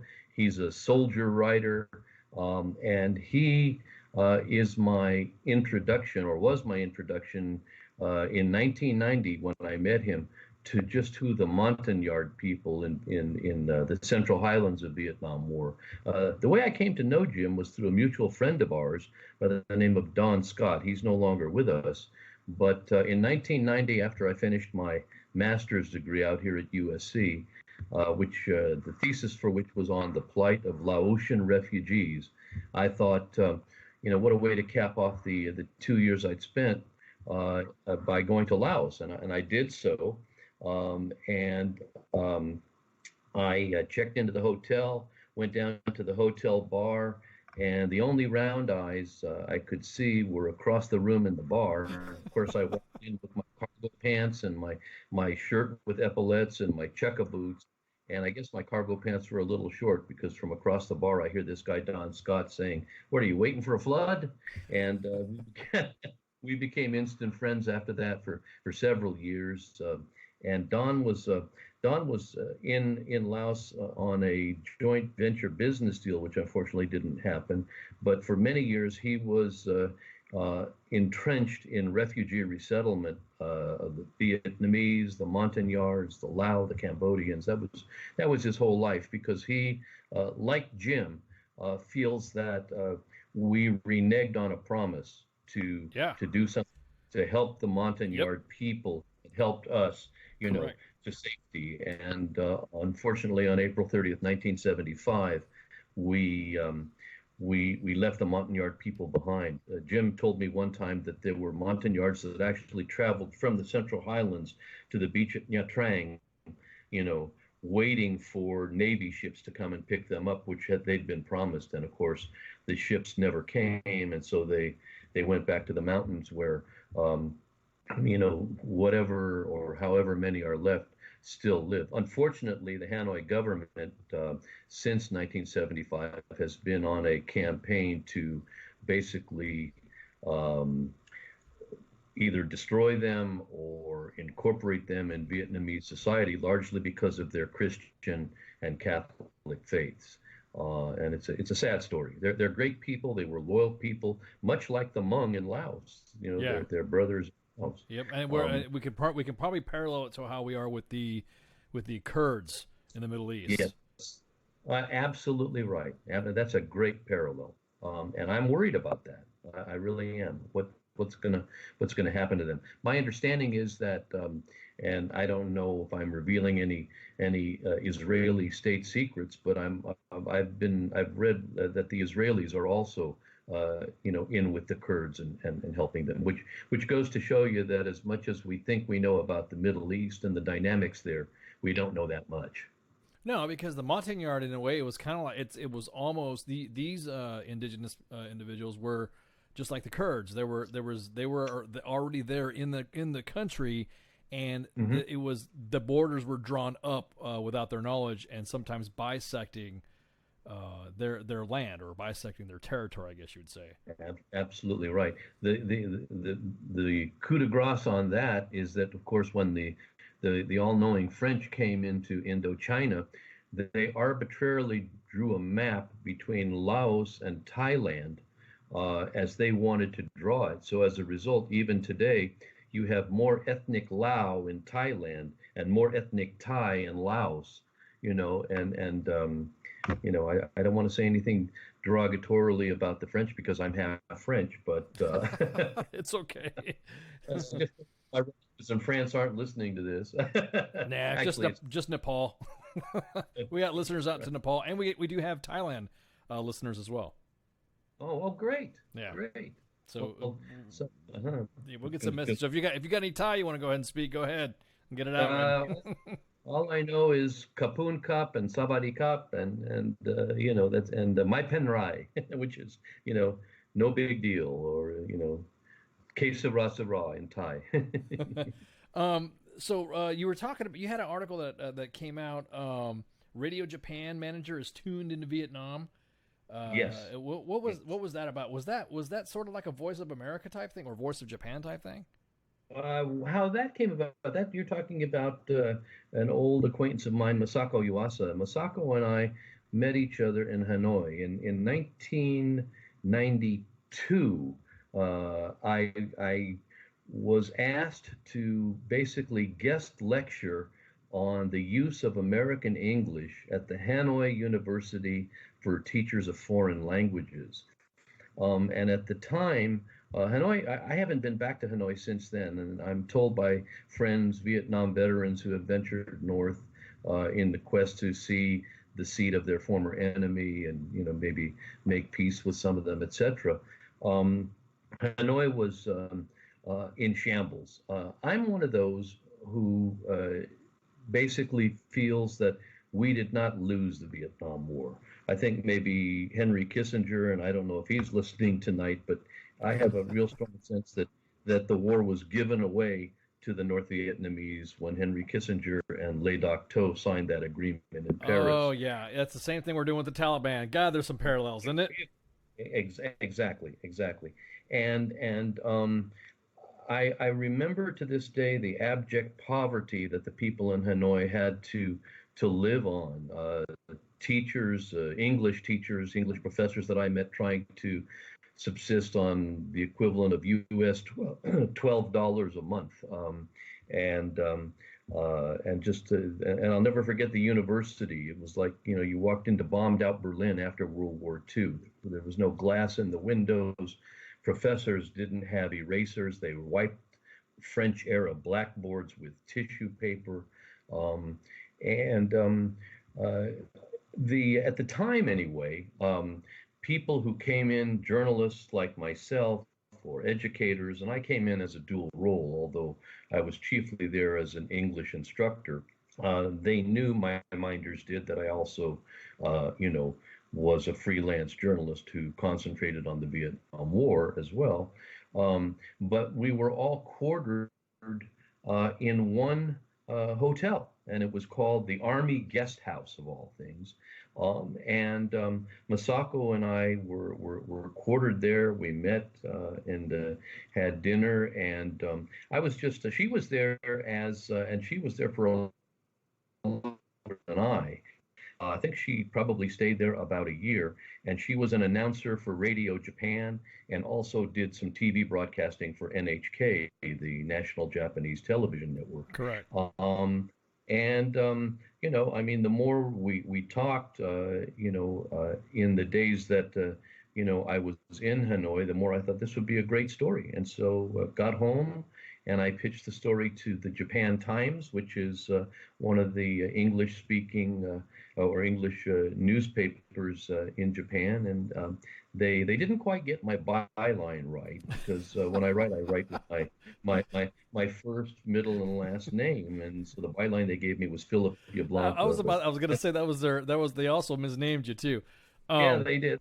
Yeah, now Masako was also fluent in Vietnamese and English as well, so it wasn't like she was studying. Well, she was fluent in Chinese. She majored. That's right. Yep. Yeah, the Osaka Language Institute, and she was also studying Vietnamese on the side. And there are a lot of similarities between the two languages. They're both tonal. They have the same, amount of tones. And if you say, if you mean ma and you say ma, you say a completely different word. So I haven't been in touch with her for several years actually, but I always remember our friendship and remember Hanoi and remember how the people suffered, and I remember getting my phone listened to whenever I picked it up. There were two ladies down in the lobby, and one was a wonderfly beautiful, clad in her aoi, French-speaking young lady by the name of Miss Kui. And then there was another lady who wore her Ho Chi Minh uniform to work every day, and she was the one that listened to my calls. And Miss Kui was wonderful, though. I remember one night her husband coming to pick her up. Her husband, I remember her telling me, was a sociologist, and he came to pick her up on their motor scooter, which was their main transportation. And the next morning I was in the lobby, and Miss Kui said to me, "Monsieur Marc, do you think my husband is handsome?" And I said, "Miss Kui, I have absolutely no idea, but I can tell you that his wife is absolutely beautiful." And she turned 6 shades of red, and the day that I left, she came out to give me a hug, and I didn't see her doing that to many of the other guests at the Army Guest House in Hanoi. I was about to ask you, did they? I mean, the Minders, did they kind of like spy you? Did they think that you were kind of like throwing some sort of propaganda out there, or did they ask you questions like that? No. Well, a couple of things happened, on a couple of different trips. And in terms of Hanoi, the woman in the uniform, I'm sure, was the one who was listening to my calls. I did have an experience when I was lecturing to one of the classes for young, students who, by the way, their stature at the time, and I hope that they're healthier now, but their stature at the time, and these were young people in their early 20s, was be like one of our 12-year-olds here. And that's because of, the poverty they lived under and the lack of food, and etc. But they were an inquisitive bunch. And one student, I wasn't much of a lecturer. I just said, "Hey, ask me questions." And one of the students raised his hand and he said, Mr. Mark, do you know Wen Cao Ki? Wen Cao Ki being the premier of South Vietnam, the noted and notorious, who I actually, years later, through another friend, did get the chance to meet. But at the time, I didn't or hadn't. And I told this young student, this fellow, I said, I know of him. I know that he owns a liquor store in Norwalk, California, and that was it. And then after class, my minder, and they do have minders if you're a journalist, or even at the time, if as I was a teacher, I have no idea if that still persists. But my minder takes me aside and he says, Mr. Mark, did I hear you say you knew Wen Cao Ki? And I said, Mr. Sue, I said, I know of him. It's different, I was about to say, yeah, he was about ready to take you out back. He, I basically gave him a lesson in English prepositions. God knows I need that sometimes too. Yeah. The only other time I can think of is in my last trip to Vietnam, which was 1995. We were in the Central Highlands, and I had really wanted to go to a Montagnard village. And I made that known when I checked into the hotel in the beautiful city of Dalat, which is it's like Switzerland. It's forested. It's completely different than what you think of Vietnam in terms of the jungle and and such. And it actually gets cold there at night. And I made that known. And from that point on, the whole time I was in Dalat, not only myself but my driver were shadowed by some hotel employee who gave us dirty looks every time we turned around. My telephone in my room mysteriously went dead, as did the heat in my room, and I have no idea whether that was, intentional or just a coincidence. But I think it made my driver more uncomfortable than it did me. So a couple of times I'm told by friends, Vietnam veterans that go back, these days. First of all, a lot of the people who fought the war you don't see because they're all old, and their children and their children's children are the ones that are, that are out and about, and they're red capitalists is what I've heard them referred to as, trying to make a buck with or whatever with the American tourists and tourists from all over the world that are invading Vietnam. I understand, speaking of invading, that the Chinese are really flocking to Vietnam in droves now. Oh yeah, they are. They're all they're starting to build man-made islands out in that area too, in the South China Sea. So absolutely, it's very odd how China used to not be the de facto, was more of the Russian/Soviet impression there, and then we had our Korean and Australian allies that fought alongside with us. You're right, the dynamic has just shifted. Masako also wrote, she reported on a group of doctors and researchers that went to Vietnam to compare the after effects of Agent Orange. Now, yes, with the Yablonka disease, which happened to them after we dropped the bombs on Hiroshima and Nagasaki. Yes, yeah. So was she able to get those doctors' statistics to give them to kind of like give some sort of crosstalk to American doctors here, or was it just like, oh well, she reported on it and nothing on our end happened? Well, I really can't say. Remembering her and what a steadfast and great journalist she was, I would not be surprised if it did amount to something on NHK or Radio Japan for her. I was not privy to it.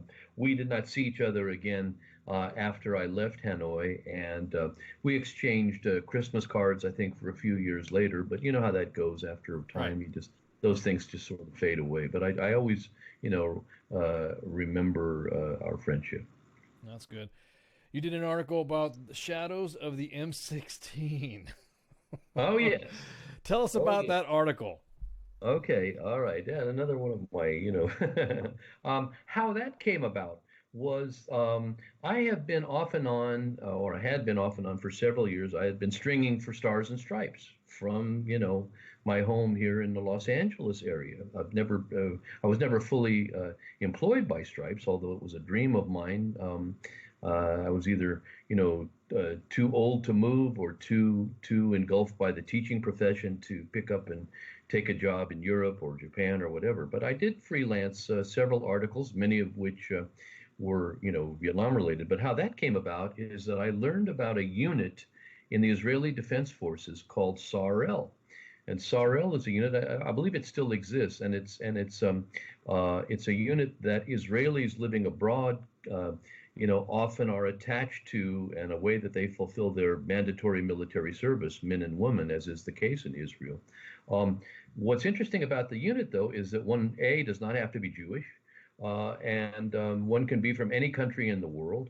And so I pitched it to the then, managing editor of Pacific Stars and Stripes, and he said, "Yeah, go for it." The program is such that people pay their own way, but they live on IDF bases all over the country, and it's REMF stuff. They don't go out in the front lines. I didn't go out in the front lines, but it can be anything as boring as painting tanks to doing KP to gardening to doing what I feel I was lucky to do. The first time on a Navy base, so lucky. It was repairing PBRs, river patrol boats. Ironically, that had been used in Vietnam and had been given to the Israeli Defense Forces after Vietnam. The second duty that I drew, I was on. I did it twice. Was on an Israeli Air Force base, and I was in the Hebrew word for it is neshkiah, which would be equivalent to our weapons arsenal. And they sat me down and taught me how to take apart and put together the Uzi, a rifle that they were then using called the Galil, as in the Sea of Galilee. Galil's nice. And M16s that had been a gift of the U.S. Again after Vietnam. And with all that in mind, I began to think, especially in the second duty that I drew on the Air Force base. I'm sitting there handling this M16. I'm cleaning it. I'm locking it. I'm loading it and locking it, and thinking, man, did the soldier who used this in the Yad Drang Valley make it home alive? Did the Marine who maybe used this M16, make it out of the Tet Offensive in Hue in 1968? And it was a real kind of cathartic Vietnam experience for me. The ironic thing about all is that when I got back, I contacted Stars and Stripes Tokyo, and guess what? The editor who had assigned me the piece was no longer there, and the new editor wasn't interested. So, oh wow. Yeah, and I for a long time I couldn't get arrested to get that article placed, and it actually ran in two places. It ran in a newsletter that is put out by the Southern California Council of the Vietnam Veterans of America, and then on a website that was called Viet Now. It was a veterans organization, which unfortunately folded for some inauspicious reasons, so it did see the light of day, and to me it was a valuable experience, being right there on the bases with the IDF troops. I think a lot of them thought that I was crazy to do what I did. There wasn't any pay involved, but I have a strong affinity for the country. And so I was happy to do a little part a couple of times, and at least get the article in print. Right, but you also had discussed the special operations legend Morris again. Yeah, he was involved. He was along with the IDF during the and the Lebanese Christians during the 1981 war in Lebanon. Yes, he was. Yeah, he humped with the IDF, and he also went across the border and with the Lebanese Christians. Jim told me a story, as I recall, about someone that he knew in special forces who, when he got back from Vietnam, the first thing he did was to catch a plane for Israel.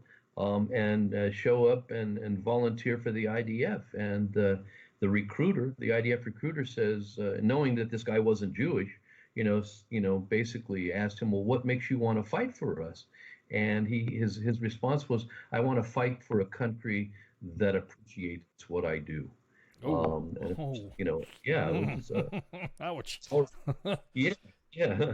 Well, I suspect that particular, Green Beret may have been, a Green Beret at a time when the war, the people back home were turning against the war. The protests were inflaming the country. Of course, yeah. We can see the parallels again. Yes. Again. Now, Jim, and this is a piece of trivia for you guys out in the WTF Nation.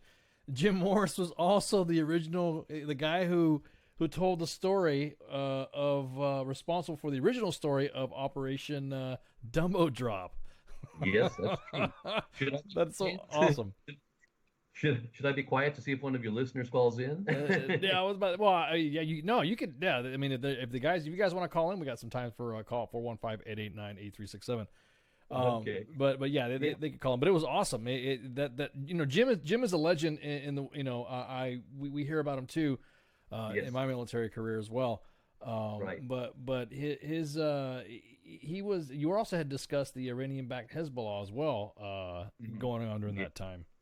Yes, yeah, and what I recall from that piece, and this was chiefly on the base, the Air Force base at Tel Nof, was that the Israeli jets were taking off in the middle of the night, and flying sorties over Lebanon, dropping their payloads, etc., and then coming back home. It was a little bit difficult to get a good night's sleep.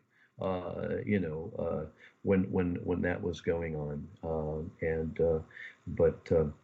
Jim is a real. You're right. He's a real legend.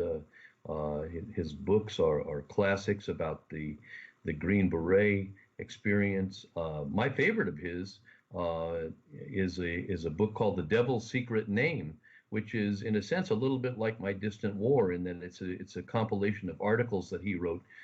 Chiefly for Soldier of Fortune magazine, I believe.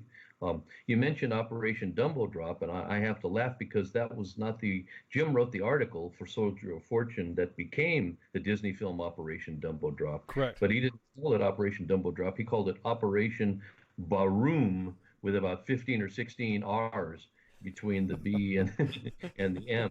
I guess your listeners are going to have to see the movie to figure out what that means. That's an old movie with Ray Liotta and Danny Glover as the main characters, guys. So look up Operation Double Drop with Ray Liotta. I like this too. This is awesome. Because one thing my dad when I was a kid and I was growing up and he would discuss Vietnam, and you discuss Cu Chi. Yes. My dad said about the tunnels of Cu Chi as well. Yes. And now, sad to say, they've become a tourist attraction. Number one, the tunnels are widened for Western torsos and cruise ships coming off the, sailing into Saigon, coming in from Singapore, etc. Bus people out there and charge them $1.50 to shoot an AK, and then they get to buy phony dog tags, etc. When I was there, was 1990, and then Vietnam was still pretty closed in. You couldn't fly, if you were American, you couldn't fly directly into Saigon, for example. You had to fly in through Bangkok and get a visa in Bangkok. It really, Saigon now, they tell me, is just crazy. The traffic, the population has grown. I mean, they've got skyscrapers going in. At the time, there were a few Americans in there, some returning vets. And on the day before I left, I had a driver, and he said, "I'd take you shopping." And at the time, I'd probably be more into shopping now than I was 28 years ago. But I said, "No, I don't want to go shopping." He said, "Okay, I take you Cu Chi Tunnel." And I had no idea what they were. And then, it sounds like the name of a brothel. Put it this way, but I had no idea the dimensions of them. I certainly know the history of them now, and I learned it very quickly. He took me to Hooch, where there were 3 or 4 former Viet Cong sitting around, one with one arm that he had lost to the American forces. And I look, and there's a cabinet. And those U.S. Marine Corps iridescent red stickers that people put on their cars? Yes, yes. Okay. Right there on that old wooden cabinet was a U.S. Marine Corps iridescent red sticker, and I knew that then I wasn't the first one to come and visit the Coochie tunnels. That some Marine or Marines had come in and given them a sticker that they probably didn't even know the significance of. I was about to say. One of the VC took me down to the second level so that I could see where they lived, and as I recall, there was somewhat of a hospital. And he said, if you want, I take you down to the 4th level. And I said, no, this is as far as I want to go. Thanks. Then flash forward to 1995, the last time I was there. At that time, I was writing for the AMVETS magazine, American Veteran, and I drew an assignment from my editor, Dick Flanagan, a great guy and a guy who really taught me the ropes in terms of military journalism. I hope if he's out there that he's doing well. Dick assigned me to go. He was a Vietnam veteran too. He was, I think, with up at Xi'an. I think it was the first ID. I'm not quite sure, but he was a PIO. And so he assigned me this piece on Vietnam, and I went back to the Coochie tunnels, and this time, it was sort of the same spiel. It was I was led into the tunnels by a guy in an NVA uniform. He looked a little bit young to have been an NVA during the Vietnam War, but I went into the tunnels with a Japanese tourist. And then at some point, he looked at me with my camera, which was a pretty sophisticated Nikon, and he says to me, "You go." And so I got out, I think they had these propagandistic movies that they were showing, and I sat there and watched it, and then I got my driver, and we both got out of there. It's again, I haven't been back to Vietnam since 1995, but I know at the time. I remember thinking that for a country who says that it's beyond the Vietnam War, they sure have a habit of showing all these propagandistic films. Right. And they still have, American aircraft still sitting in ponds. Yes. And repainted, and restored to its original factory condition in pond. Yeah. Oh, I'm not surprised. I know that I was in the palace of. I've been in the presidential palace, that the famous footage you see of the NVA tank crashing through the gate. But when I was there last, I wanted to see the palace that No Dinh Diem and Madame New and No Dinh New lived in back in the 50s and early 60s. And right there in their backyard is a Yui. That again, it's been repainted. For some reason, the star that you would often see like on an Air Force aircraft, which I believe is like red, white, and blue, was red, yellow, and black. So go figure. I guess they ran out of red, white, and blue paint. Or they're colorblind. That's right. Again, I don't want to sound. I mean, I for one am glad.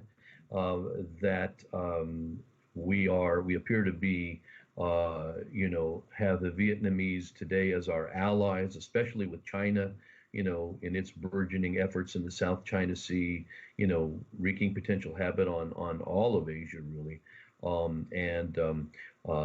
I was one of those that, and I know that people opposed the embargo, stopping back in, I guess it came to a halt. 1994, maybe 1995.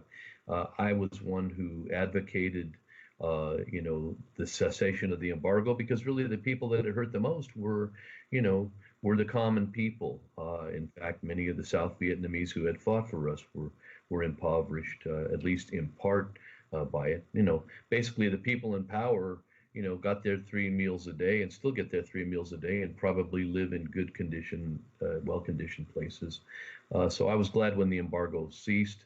I'm glad that the Vietnamese are allies today. And there's been a couple stories. I remember a couple years back now, a U.S. Navy vessel pulled into Da Nang Harbor, and the lieutenant commander was a Vietnamese American who, as a young boy, had been born in Da Nang, and his parents escaped in 1975 and got to the United States. And it made our press, I know, and I was told that it made the Vietnamese press as well. You know, talk about, you know, coming full circle. Yeah, I was about to say, but he brought a warship with him.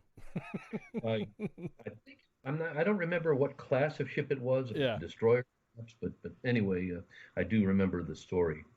Well, real quick then, tell us about Bao Chi then. I mean, we've been kicking around everything else, but yeah, I mean, only because, you know, like I said, the stories are fascinating that you write. So tell us about Bao Chi. Right. Okay. Well, you know, I came up through military journalism, but prior to that, I had met a lot of civilian journalists. I mentioned my friend Jim Kakavo earlier. Jim introduced me to Nick Ut, the famous Vietnamese, the AP photographer who took the picture of Kim Phuc, the Napalm Girl. I met Tim Page, the Briton, the famous, photographer who covered Vietnam. A lot of civilians. And then when the book Requiem for the Photographers Who Died in the Indochina and Vietnam Wars came out in 1997, there were two guys that I met in particular. First of all, I shared a plane ride with a gentleman who's a good friend of mine today, Sergio Ortiz, who had been a Marine Corps combat correspondent in Vietnam, and also Steve Stibbons, who was he also a Marine, was the first Stars and Stripes reporter in Vietnam going back to 1962. And it just sort of took off from there. Over the years, I wrote 3 or 4 different profiles of combat correspondents, Marines, Army. There's a website, I believe it's still around, called the Millspeak Foundation or millspeak.org. And these stories appeared on their website.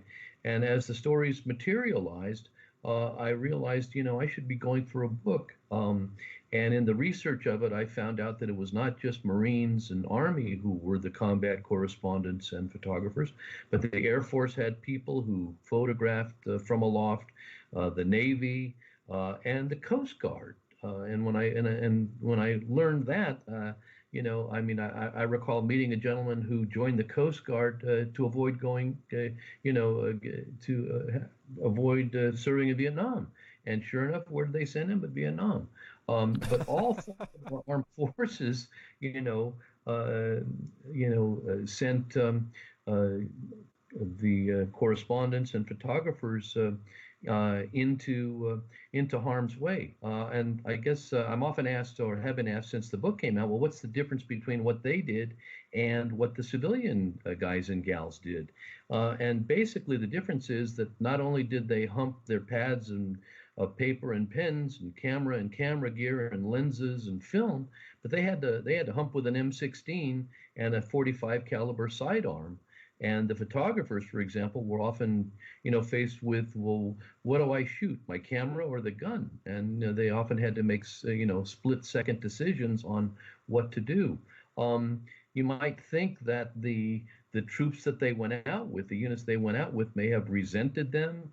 But and I suspect that maybe that might have happened in some cases. But once these guys showed that they could dig foxholes and hunker down with the, with the rest of the unit, with the rest of the platoon, and eat the sea rats and do the do, so to speak, walk the walk, they were respected. So many stories in the book, stand out. The horror that they experienced. Their job was a little different, though, because not only did they record the horror in story and in still pic and in Mopic, but theirs was a mission, tasked with having to show the good side of what our troops were doing to the folks back home and to the respective, services, and to show the bravery. There's an argument out there among some Vietnam vets that the damn press lost the Vietnam War. I don't necessarily subscribe to that. they had a job to do, and they did it as they saw fit. One of the guys in my book, Marv Wolf, who was a PIO with the first air cab at On K in the Highlands, his thought is, you can hardly blame the media for a failed military policy, whether it was failed or not. You're right. I mean, and you're the second person I've talked to that has said, "Yep, right away." If you're blaming the media for something that's done militarily that the media is not responsible for, then you've already failed. Yes, exactly right. You also have a highlight in there from John Del Vecchio. He's talking about the 13th Valley with the 101st.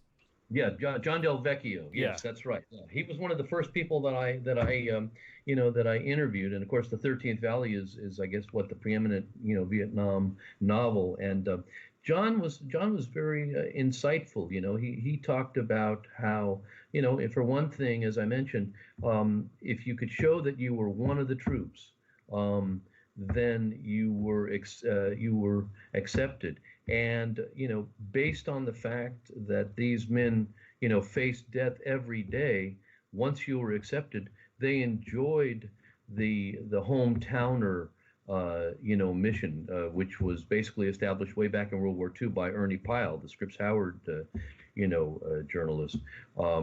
Basically, finding a troop from Boise, Idaho, and sending the piece to the to the Idaho Statesman newspaper, that kind of thing. And the troops enjoyed, with the thought in their minds that they may not be here around the next bend, they enjoyed being immortalized. He also said something very profound to me when I interviewed him, which was that and I suspect it varied from photographer to photographer, writer to writer. But when he was wielding his camera, he always endeavored not to take a picture of a soldier in pain, or a dead soldier, or a soldier who didn't want to be photographed. And he said that for those people who did do that, that could very well have been the reason for the onset of PTSD that they experienced later in life. Right. He refused to go there, and I think he, I think that his decision not to photograph people in that position, speaks well of his character. No, you're right. You're right. Hey, Mark, thank you so much for coming on. This is guys, this is awesome. Great. Awesome for me here in Burbank, California. I really want to thank you guys for having me on, and I'd love to do it again. I mean, as far as the book is concerned, Vietnam Bao-Chi, Warriors of Word and Film, if anybody out there would like to get a copy of it, it's published by Casemate Publishers, which is a major military publication. And anybody who wants to can go to their website, Casemate Publishers, and key in Vietnam Bao-Chi, and the book will come up. Or they can go to my website, which is www.warstoriespress.com, and the link goes right for that book and my other books, goes right to the publishers of those books as well. It's really been an honor and a pleasure to be with you both, and I want to thank you for your time, and thank you for your service, and welcome home from wherever you've been. All right. Thanks a lot, Mark. Appreciate you coming on. Have a good night. All right. You too. Thank you, guys. Bye-bye. All right, that was Marc Yablonka coming on to us to discuss his story as a military correspondent, and of course discuss his book. Thank you guys so much for listening in on us. We're going to go ahead and take a break, and then we'll be right back. Stand by. Everything stated on WTF Nation Radio is to be considered the opinion of the person that stated it, and not an official representation of WTF Nation Radio or U.S. Army WTF Moments. Price does not include tax, title, or license. Some assembly required. Each item sold separately. Batteries not included. Objects in mirror are closer than they appear. If conditions persist, contact a physician. Individual results may vary. Keep out of the reach of children. Avoid prolonged exposure to direct sunlight. Keep in a cool, dark place. And please enjoy the show. Shots.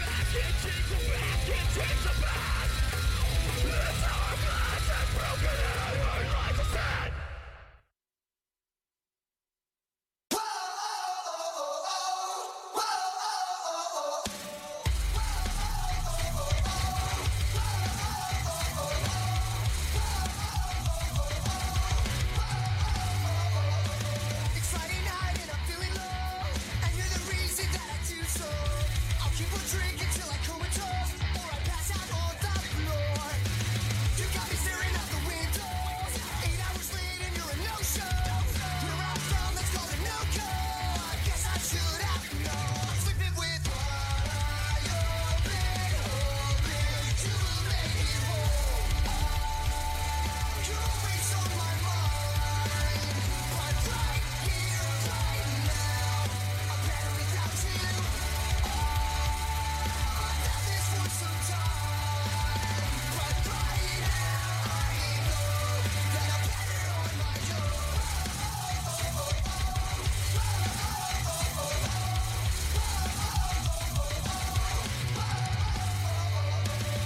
Remember when we used to lay there and talk the night away? Today it feels like you have nothing left to say.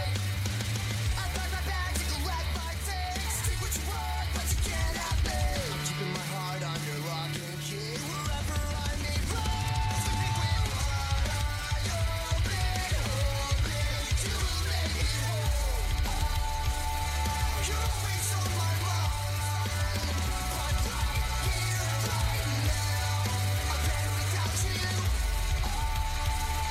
I've had this for some time, but right now I know that I'm better on my own. Telling me I'm heading for a disaster. I cannot ignore. I'm moving forward, you're moving backwards. I can't take anymore. So come on, you're always on my mind, but right here, right now, I'm better without you. You're always on my mind, but right here, right now, I'm better without you. I've had this for some time, but right now I know that I'm better on my own.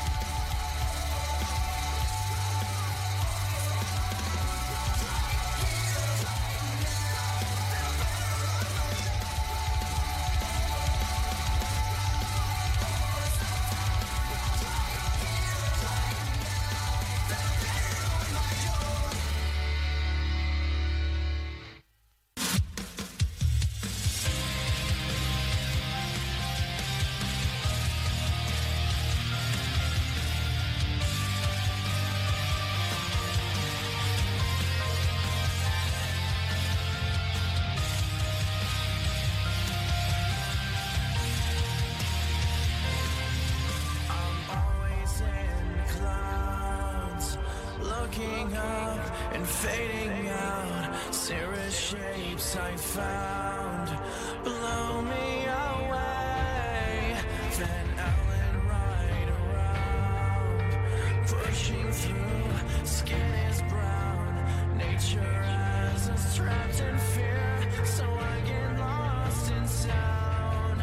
I wonder if you'll ever know why I am the way I am. I've been thinking a lot about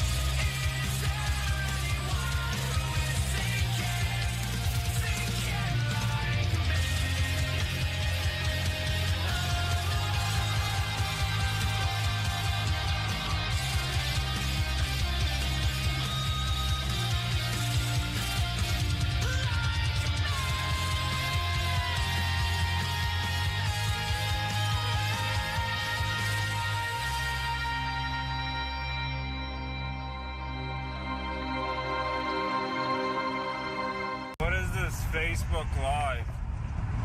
I've never heard of this shit. Everything stated on WTF Nation Radio is to be considered the opinion of the person that stated it, and not an official representation of WTF Nation Radio or U.S. Army WTF Moments. Price does not include tax, title, or license. Some assembly required. Each item sold separately. Batteries not included. Objects in mirror are closer than they appear. If conditions persist, contact a physician. Individual results may vary. Keep out of the reach of children. Avoid prolonged exposure to direct sunlight. Keep in a cool, dark place. And please enjoy the show. Shots. And we're back. Man. Part 3 of the Monday edition. Welcome you guys back. Oh, that was an awesome guest. God. What's up, Flash? You going to say something? Oh, I didn't mean to cut you off. No, it was a really awesome guest. I was, it's kind of cool hearing, stuff from, 40, almost 50 years. It seems like, was it 50 years ago? What you trying to say? Almost 50? So you're like you're hearing two old guys talking? Is that what you're saying? It was a lot of old guys talking. There was something like, wow, I have no idea what we're talking about here. There's a couple times I'm going to sit here in my corner. I'm going to drink my hot chocolate. I'm just going to be a good boy. Good co-host. Sit down.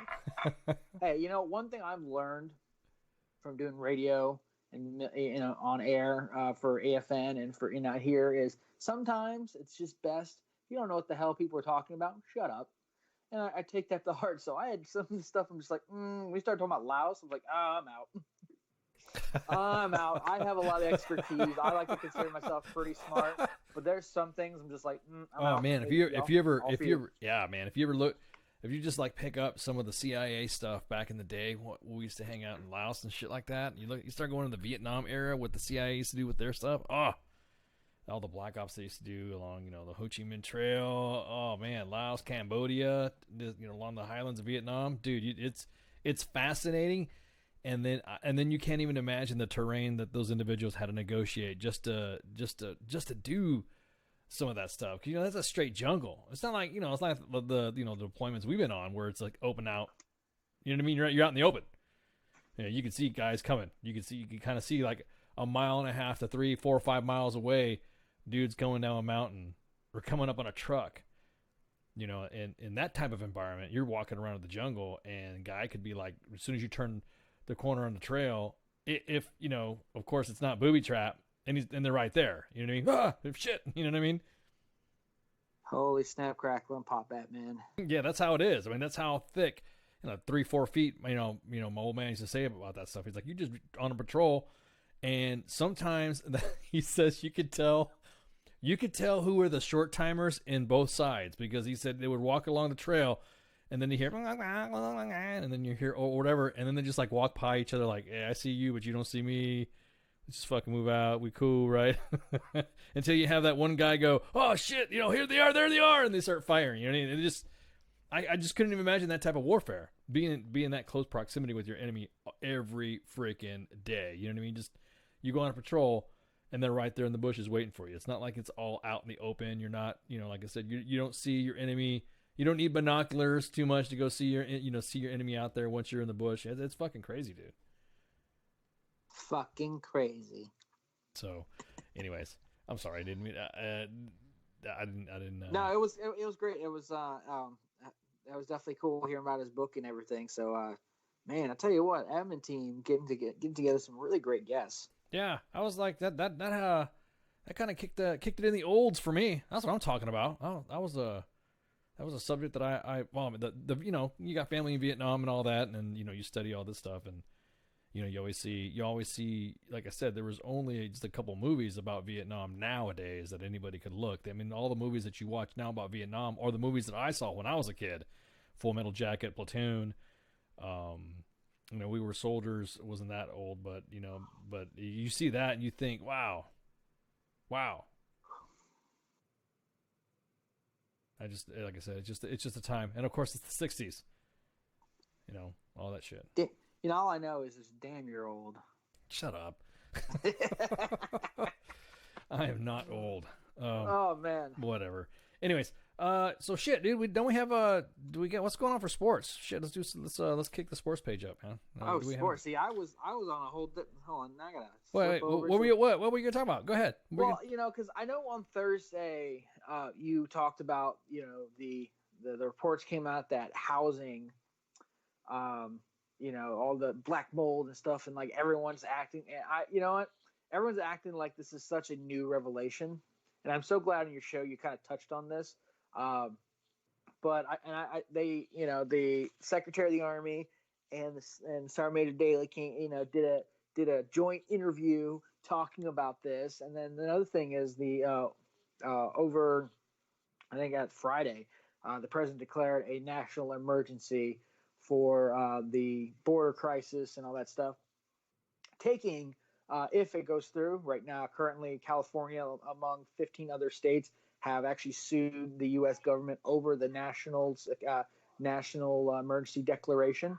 So we'll see how long it takes for that whole thing to kick through. Yeah. But one of the funding appropriations was supposed to go to what?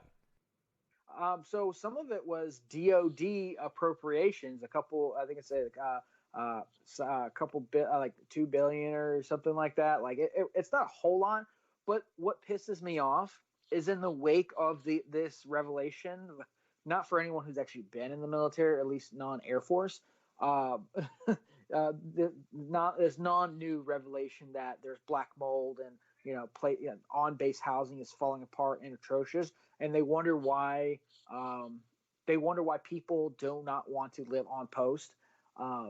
But now, it's funny. Ever since then, now that there's a national emergency and the president wants to use money that's pretty much doesn't have a home, or it's on some things that doesn't need to really they feel fine taking money from.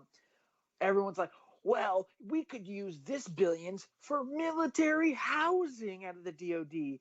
And it was the Senator Tim Kaine for Virginia. I can't stand Virginia, but Tim Kaine actually said something on that. And I quote, and I commented, because I definitely do, pretty much saying, going, because we've talked about, I hate that veterans are only used as political pawns and not actually cared about. So I wrote from the beginning, I was like, wait, I said, you're telling me now you care that the military housing is falling apart and is black molded and shit. Said, now you care only because the president's going to use money. Said, no, you do not get that right. You do not get that choice. You either care from us from the start or shut the fuck up. We are not pawns. Tell you what, I did not get one negative comment. Boy, but I did get a lot of likes on that comment on there, because usually, anytime I say something against any political person, there's always somebody going, oh, you're wrong. Not one person says anything, because again, military is being used as political pawn. Not saying that I agree with the national emergency or not. What I'm saying is, we've known this. This isn't new.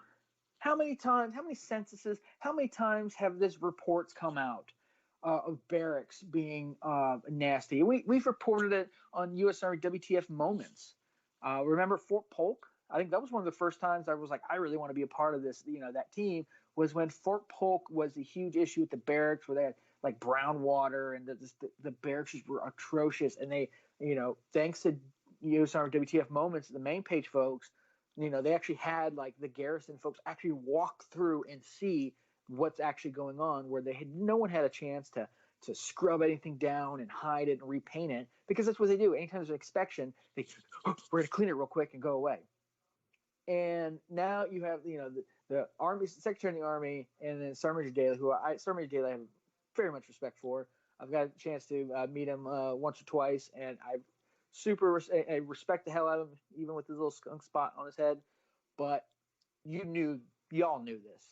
Like, this is some bullshit that now you're like, oh, we're sorry that we're failing our soldiers. Bullshit. You've known this for the longest time. Shut the fuck up. Like, the only thing I want to hear you say is, yeah, we're gonna fix it. Like, and that's it. Like, no more. I don't need apologies. I mean, hell, the weird enough, when I was doing my master's and I was doing my my thesis project for my master's, because my journalist beat was the military. I was in it, so it was easy enough.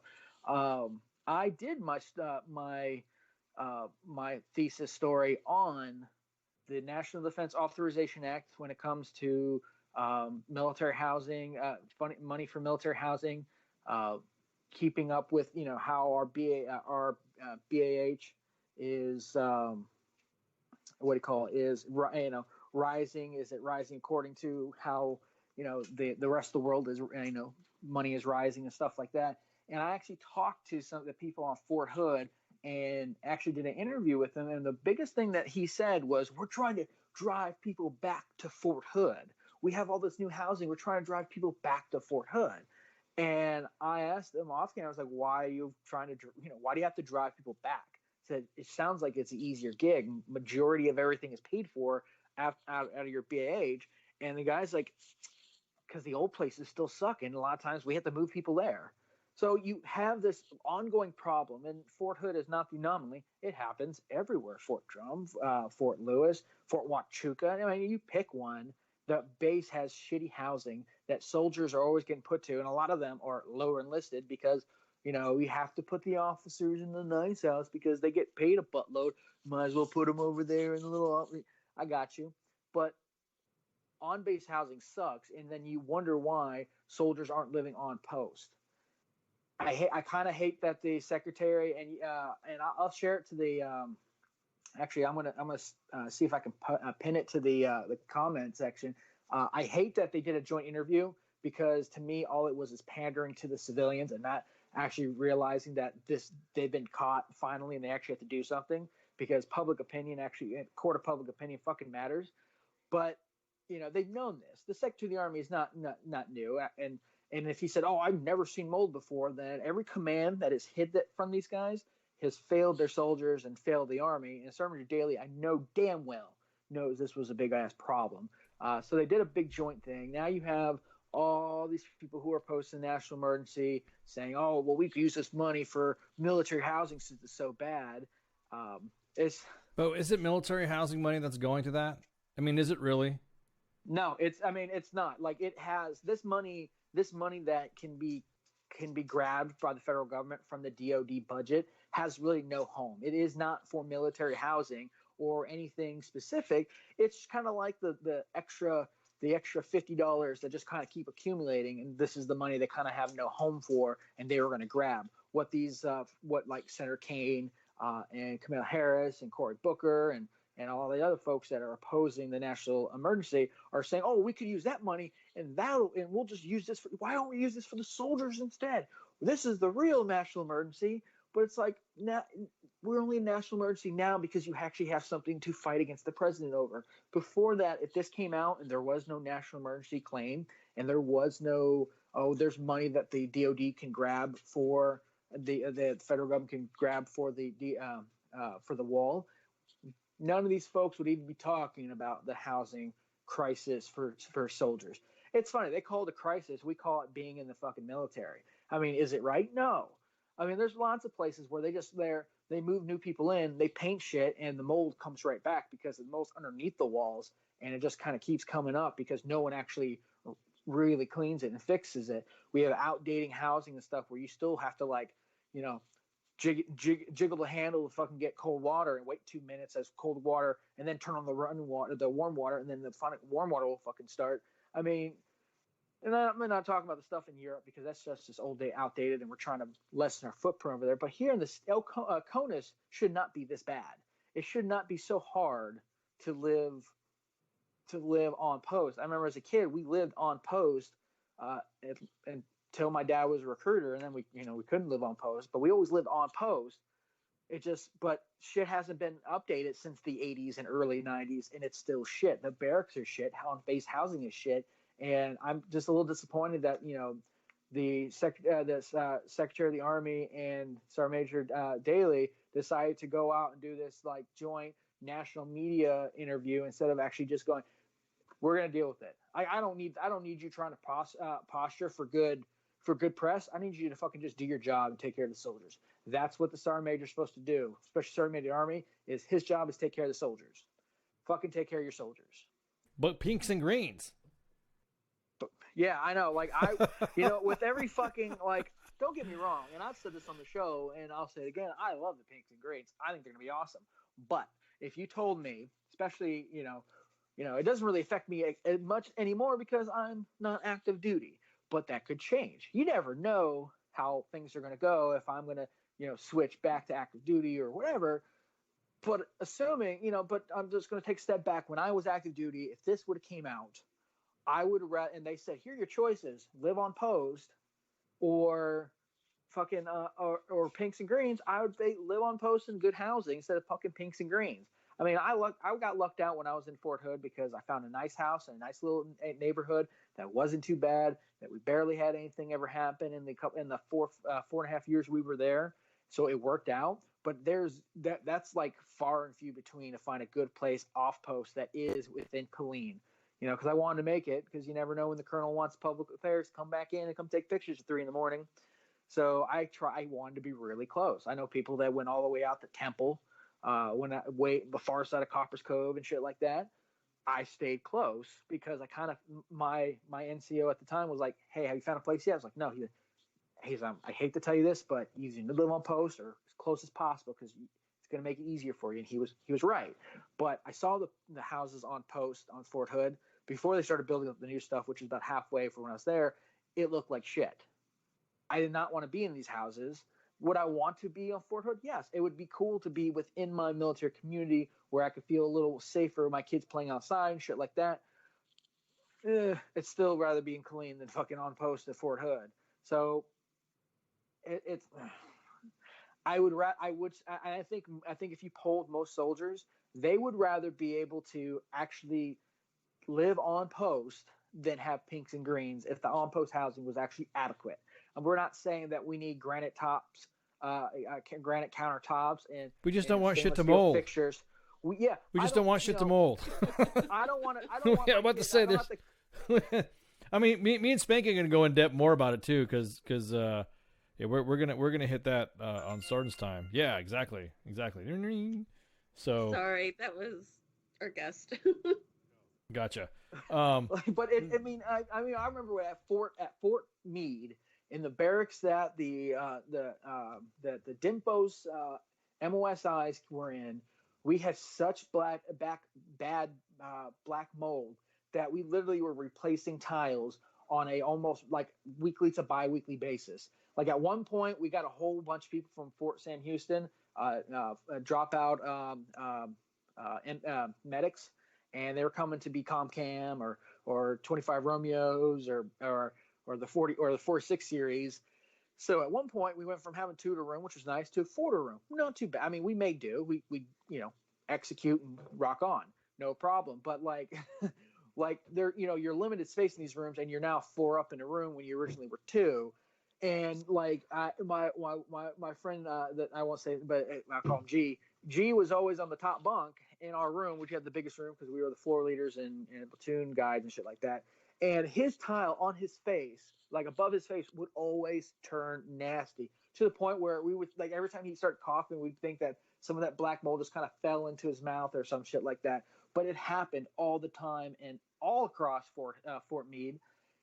The barracks across the military are shit, no matter where you're at. I mean, granted, if you're in Camp Humphreys, and you have the new super complex of barracks, they're pretty nice right now. But when we were in Camp Casey and Camp Hofi and shit like that, fuck no, the barracks sucked.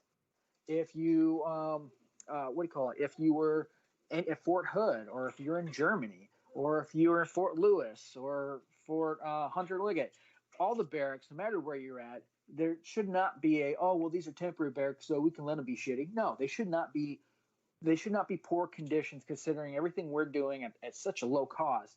It should not be that. And the military housing, when you have families there, soldiers, we can deal. That's just part of our thing. We learn that you learn that in basic training. But the families, the kids should not have to. I should not have to scrub a kid's room several times or repaint it to hopefully not get sick from whatever mold and stuff that the Army fails to fix every time somebody moves out or anytime we complain. They won't let you do anything. It's just like renting. You won't let you actually do anything in the house, but they won't actually fix it from the first time. So then you have to be on a work order and everything like that. So, I mean, it's a failure for the Army on total. I do not like the whole public affairs, the public posturing instead of actually just, attacking it. And I do not like that we have candidates and politicians that are now worried about soldiers' living expenses, considering some of them are soldiers. Duckworth, or I think that's what her name was a soldier. Tammy Duckworth, yeah. The senator from the representative from Hawaii, who's now president candidate, is a veteran. We have the mayor from who's a mayor in California or Nevada or whatnot. The guy who I have trouble saying his name, with it starts with G, like Gegedy or some shit like that. He was a veteran also. They know this is not new, but we're only now going to be a reason now that because there's money that we could be using for that. Yes, could we? Sure. I would prefer that because I'm a veteran, but I don't get to make the rules and choices and shit. But a lot of these, and there's plenty more veterans within the House of Representatives and Congress and the Senate. Sorry, there's between the House and the Senate, there's plenty of veterans, and they've all been in shitty barracks from 60s all the way up. They've been in shitty barracks. Not one of them has ever cared. I will say that Tim Kaine is pushing through a bill to make it so you can get that veterans can get medical marijuana through the VA, which I wholeheartedly support, and you guys can talk about that on Thursday, which I think will be awesome. But that's the closest I've seen recently or anything of veterans actually being put for. Now, I want to thank the IAVA who keep going to all these different events, the CNN town halls and everything like that, actually trying to be up front at any of these, like the Amby Klobuchar, who's having a whole town hall thing. There's 4 IAVA members who are there. So there's a lot of people that are trying to keep veterans within the forefront. But, we're pawns. We're always just the pawns, and I can't stand it because I have to see it on TV, and I'm like, you didn't care a week ago before this happened, so fuck off. Yeah, you got dimed out, and then all of a sudden you're we're here to take care of our soldiers. Whoa, wait a about the soldiers? What about it's all about same thing with the Colin Kaepernick thing. No one cared about everyone. People only cared about kneeling. It was like, it's disrespectful to soldiers. You should stand for soldiers. And I'm like, your fat ass doesn't stand when the national anthem's played on your TV. So shut the fuck up. I hold true to that. Granted, I like that he kneels and everything like that. No, I don't. But I'm not gonna say he's the most. I'm not gonna support the NFL on stuff like. I know you're, but whatever. I'm not going to do any of that stuff because I know the same people that are complaining about him not standing are the ones that still aren't standing because the national anthem is still being played. If you're hearing through TV, you should still stand and whatnot according to the, so how about you shut the fuck up then? But anyway, and then all the politicians make it a big deal. Right. When that was happening, all the politicians on the right were making a big deal saying, well, I believe, you respect the soldiers or stand for the national anthem. It's like, bitch, you're the one who just said, hey, I don't want the VA to research medical marijuana for veterans because I don't want them to have that money because marijuana is bad because I don't care about the soldiers. Yet you have the balls to go and say, oh, well, you should stand and support your veterans. You can't do that. I guarantee everyone who keeps putting veterans as an issue at one point has fucked us.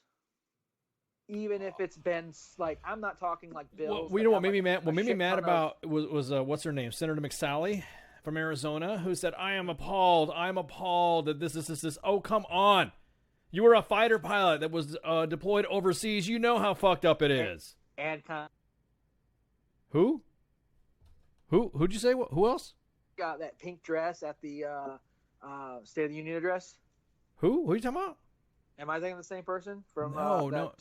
I'm talking about Martha McSally, the one that was there saying this is an atrocity. This is an atrocity and all that. We'll get the stuff together for the Sarge Time segment to be talking about the housing shit. But I was just like, yeah, if they were military people and they were vets, then they knew everybody. It's again like we were talking about before. It's like the casting couch in Hollywood. Everybody fucking knows about it. Then all of a sudden it gets up to light. Our soldiers should not be doing this because we're supposed to be focusing on our missions and all that. Wait a minute, this shit's been brought up. The main page has vids and pics, archives. Just go to U.S. Army WTF Moments and look in photos or type mold in the search and you'll see it. I mean, how many times have we broken a story about one thing or another? I mean, it's not an unknown occurrence. And you got to remember, U.S. Army WTF Moments has over 1.2 million followers. Many media outlets have reporters and stuff who follow us at the main page and even the radio page on Facebook and Twitter. They see these things. Army Times has picked off how many stories and shit like that have come from the main page and the website. It's not like what WTF does is unknown as a whole. There's many people. I mean, think about when those when you had the Humvees that weren't properly hooked up, and when they were doing those the low altitude drops and just fell out of the sky. Oh yeah, it's classic. They got that from the main page. Right. Yeah. So it's not like and there's leaders upon leaders that are following this stuff too, and they see it. Company commanders, battalion commanders. I even knew my colonel at the time liked the U.S. Army WTF main page. I know for a fact because I had to show him what it was because he wanted to make sure if he ever saw anything that we'd be on top of it. So I mean, I can almost guarantee at least 60% of the leadership in the U.S. military, at least the U.S. Army, is following U.S. Army WTF Moments, at least for the hopes that they won't get on it for a bad reason. Let's just be honest. They're hoping they don't see it on a bad reason, but they see these stories. The national media sees these stories. I know lots of people that call into call into the radio station or message us having some kind of horrible story about something, and we're like, well, I've already reached out to this person and that person. I mean, you have local based papers and you have the local outlet. I mean, this isn't new, and the fact that they are only now apologizing, they're only now saying they're going to make sure something happens is bullshit. Eventually, we need to be put first, and it just hasn't happened. And I'm kind of pissed off, again, with the posturing between the Secretary and the Sergeant of the Army. I really like them, and I'm not saying that I don't respect them or don't like them or anything. I just do not like this particular instant and situation. It does not sit well with me. Yeah, just the way they're handling it. Of course, it's like we all knew about. Yeah, it's like we all know about somebody getting abused, and then all of a sudden now we want to stand in front of it. They're handling it like this is something brand new. Yeah. Oh my god! Yeah, there's mold. Exactly. Oh, shucky darn and slop them chickens! Look at that! I can't believe we see all this mold here in this housing. These soldiers should not be living like that. How can they focus on their mission? Has Sergeant Major Daley been in before this that people have talked about? I know. Pinks and greens. For my battalion, my brigade, there are several sensing sessions where they actually brought up the on-base housing, and there was no way that they have work orders, and they still weren't getting. Doing work orders for like 2 months, and still nothing was getting done. Yep. I mean, it's just not new. No, it ain't. It ain't at all. Again, I'm just not gonna. We're gonna do sports pages or not? I mean, because you only got like 20 minutes to rattle on. We got nothing going on in sports, right? Everything's done. We ain't got no football. We ain't got no. We got nothing. There's nothing going on right now in sports, right? Oh, I'm getting pug attacked right now. Uh-oh. Honestly, there's not a lot. Over the weekend we had the NBA All-Star break. It was pretty uneventful. It was pretty uneventful, to be honest. Not so many pugs. Can you even hear me? Yeah, no, I could hear you, but I could also hear, "Hey, Daddy, hey!" Hear the dogs like that's it's awesome. Oh, you better go read the story. All right, so not so much has happened in the NFL. It's now we're at the point where everyone's trying to figure out who's going to draft where. They apparently the only big story for the NFL was the potential trade of Odell Beckham Jr., who's recently re-signed with the New York Giants. Apparently, there was a trade or something that was good. I'm trying to do my best here, but I have this little pug that keeps barking. She's mean. She's old lady. It's okay, dude. It's okay. But there was a potential trade with the Giants to send OBJ to the Patriots, which, holy snap, crackle, and pop, do not give Tom Brady a talent like OBJ. I don't understand what they would even get from them or whatnot, but still, that was the only big thing that's come out of the NFL. We were talking about NBA. The Lakers aren't doing too well. A big trade that we're trying to get Anthony Davis from the Pelicans over in New Orleans. They were trying to get him over to the Lakers. The Lakers sent a big package that like, hey, we really want him, and the Pelicans pretty much like, hell no. So Lakers, who potentially could miss the playoffs with LeBron James, which would break his streak of not making even the playoffs, is turning out to be pretty plausible right now. Going over to baseball, pitchers and catchers have reported, which is great news because I always wait for the best thing about the Super Bowl is the start of pitchers and catchers within 15 days of that. Position players have already started to show up too. They don't have to. But there's a lot that always do to kind of get reps in already. Still, Bryce Harper and Manny Machado have not found homes, and we're only we're 20-something days away from position players reporting, but still no home for Bryce Harper and Manny Machado. Now, there is more news on Bryce Harper than Manny Machado. Apparently, the Phillies, the White Sox have got some serious offers. The San Diego Padres have jumped in the mix, which is kind of weird. The Padres would be willing to spend that kind of money.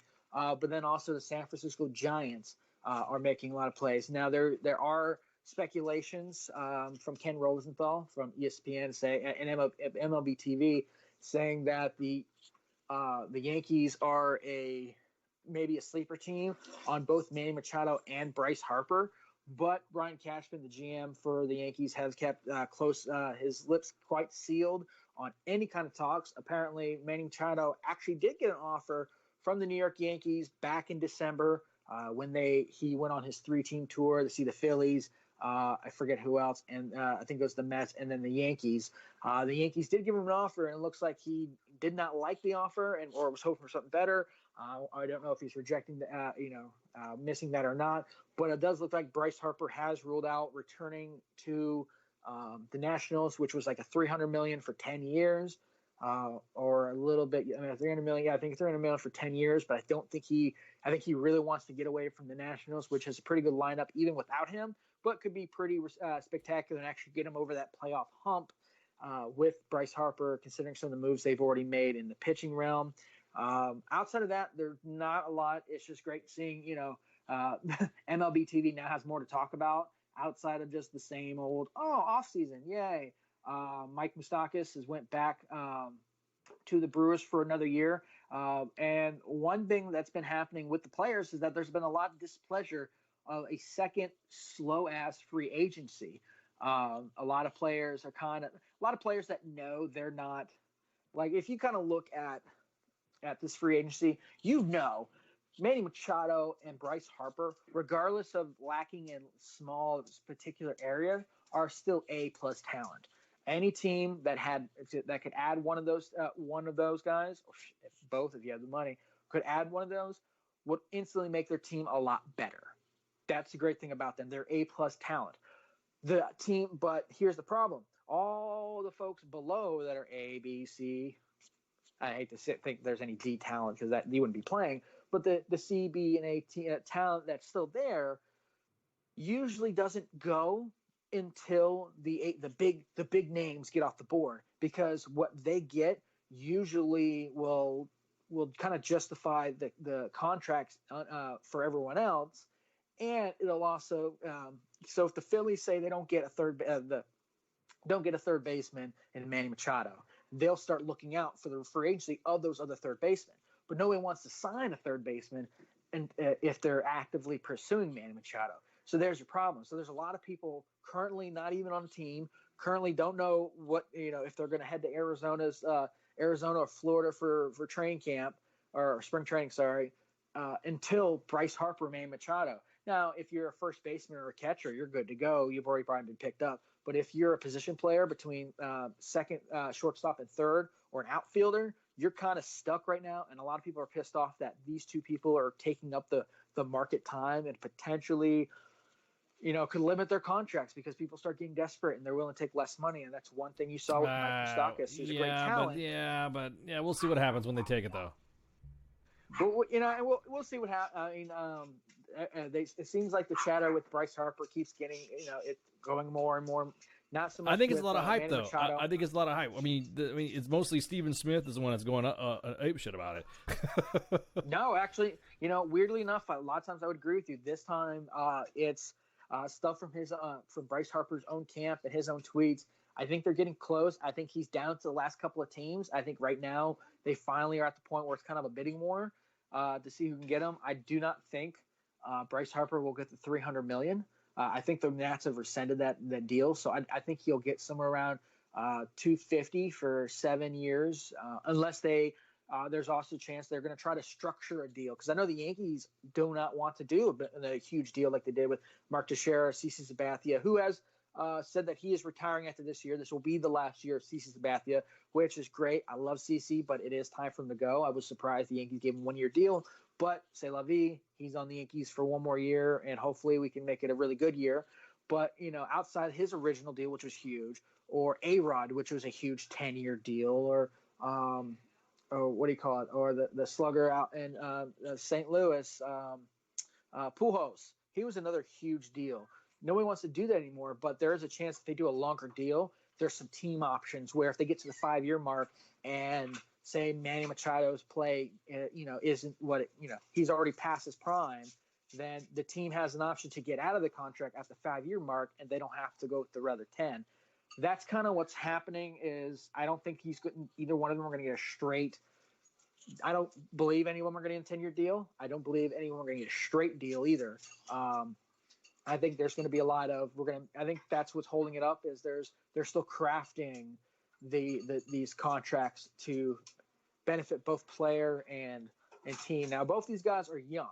They're both, man, like I think Bryce Harper's 25 or 26 and Manny Machado's around the same. You get 10 years, you're only at 36, and we have guys that are playing till they're 40 and stuff like that. So I mean, you can't do too bad with these two guys. You'll at least get them for their prime, but we'll see. But man, I guess that's the big thing. Nothing much in the NHL. Not a lot of hockey fans out there. No. I was about to say. I don't think we're worried about it. No, I was. NHL's fun and all, but there's not so much is what is happening right now. So we still have, we have a lot of great shows coming up. Don't forget, you can follow us on Facebook, Instagram, Twitter, Periscope, YouTube, the Mixer, and shout out to all our friends on Mixer and all the streamers that keep restreaming us and stuff like that. We love you. We see you on Twitter. We appreciate it. You can listen to us on the TuneIn app, www.wtfnationradio.com. And don't forget, if you want to hear any of our podcasts, and in case you missed this one or want to re-listen to them, you can go to the website, or you can subscribe to us on WTF Nation Radio at iTunes. And if you have an iPhone, it'll instantly populate into your podcast little app. But never miss a show if you can help it. Go to iTunes, subscribe to WTF Nation Radio, and we got some cool guests coming up. What do we got? Oh, well, today we had Marc Yablonka, who was obviously the author of an article, writer of all these fascinating stuff about Vietnam, and of course his recent book Bao Chi. I'm sorry, sorry. Immediately want to go into Vietnam mode. And he came on. He is a creative. He is a adjunct instructor of English and writing at Pasadena College of Columbia, College of Missouri satellite campus at the Joint Forces Training Base in Los Alamitos, California, where he served as a public affairs officer of 2001-2008. Also, has written a ton of articles for the Army Times, Stars and Stripes American veteran, Vietnam veteran, Magazine, Military Heritage, Soldier of Fortune Magazine, Airways, and many others. That was today. Next Monday, we're going to have Miyoko Hikiji, who is an author of a book of her company's deployment history from the archives. She wrote a book called All I Could Be, My Story as a Woman Warrior in Iraq. So, curious to see what's going on. But the next thing is coming up that's pretty big is we're going to have a... Dun, dun, dun, dun.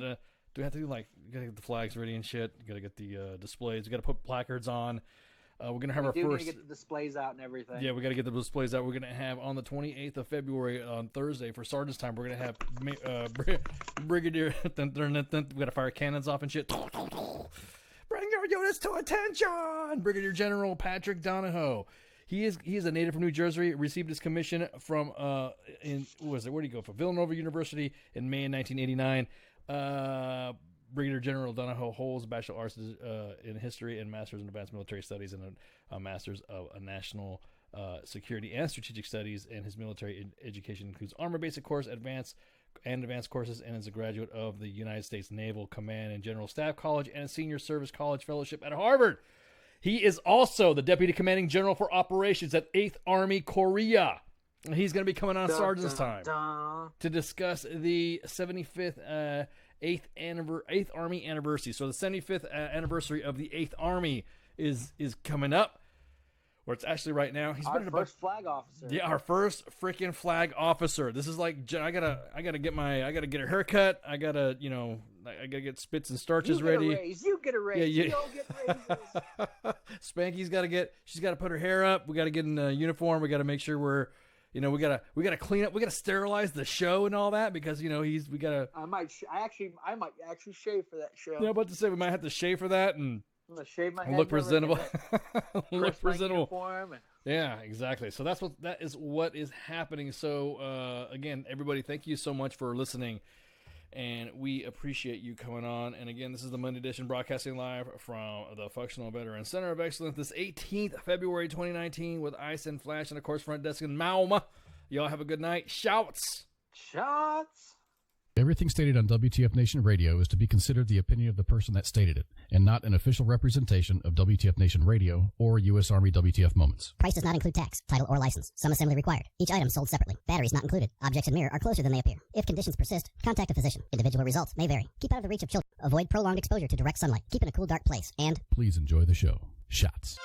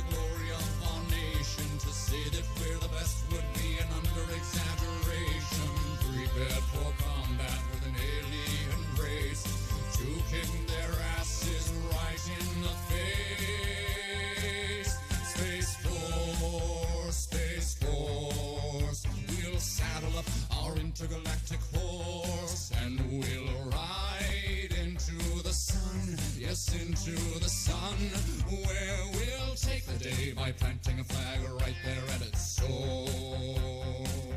Space Force.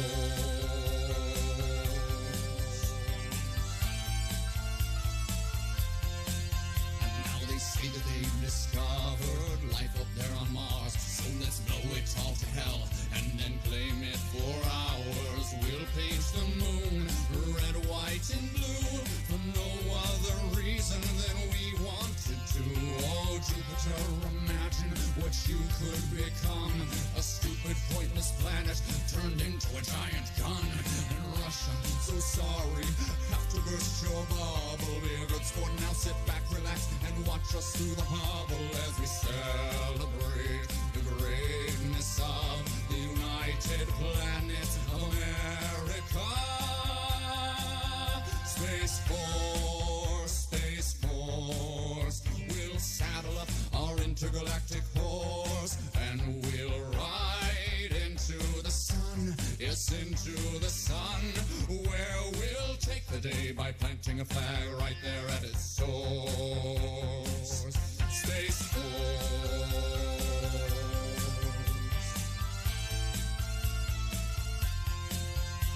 Now we'll go to infinity and beyond, beyond. You'll hear our manly voices singing Space Force strong. The critics say sound doesn't travel in space, to which we reply sound will do as we say. Oh, Captain Kirk, your achievements, though notable and fine, as far as we're concerned, this is Deep Space Mine. And big fans, but Lord Vader, step away from the lightsaber. There can only be one, of course. Space Force.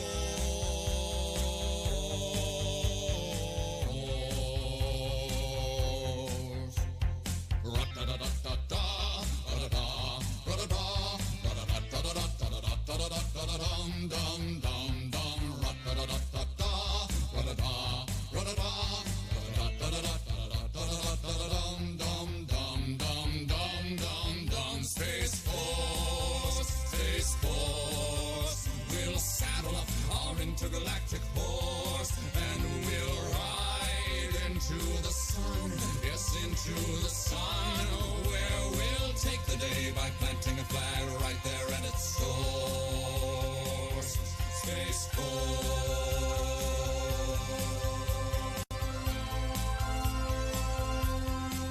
Space Force. Good evening, boys and girls. This is Tim Kennedy. I'm a Special Forces sniper, a Ranger qualified Green Beret, a UFC fighter. Please listen to us and the shenanigans that we're going to say. We will insult you. There will be racial slurs. We will be sexist. We will offend you. But there will be magic, and a unicorn will be raped. So enjoy the show. Thank you for listening on WTF Nation Radio.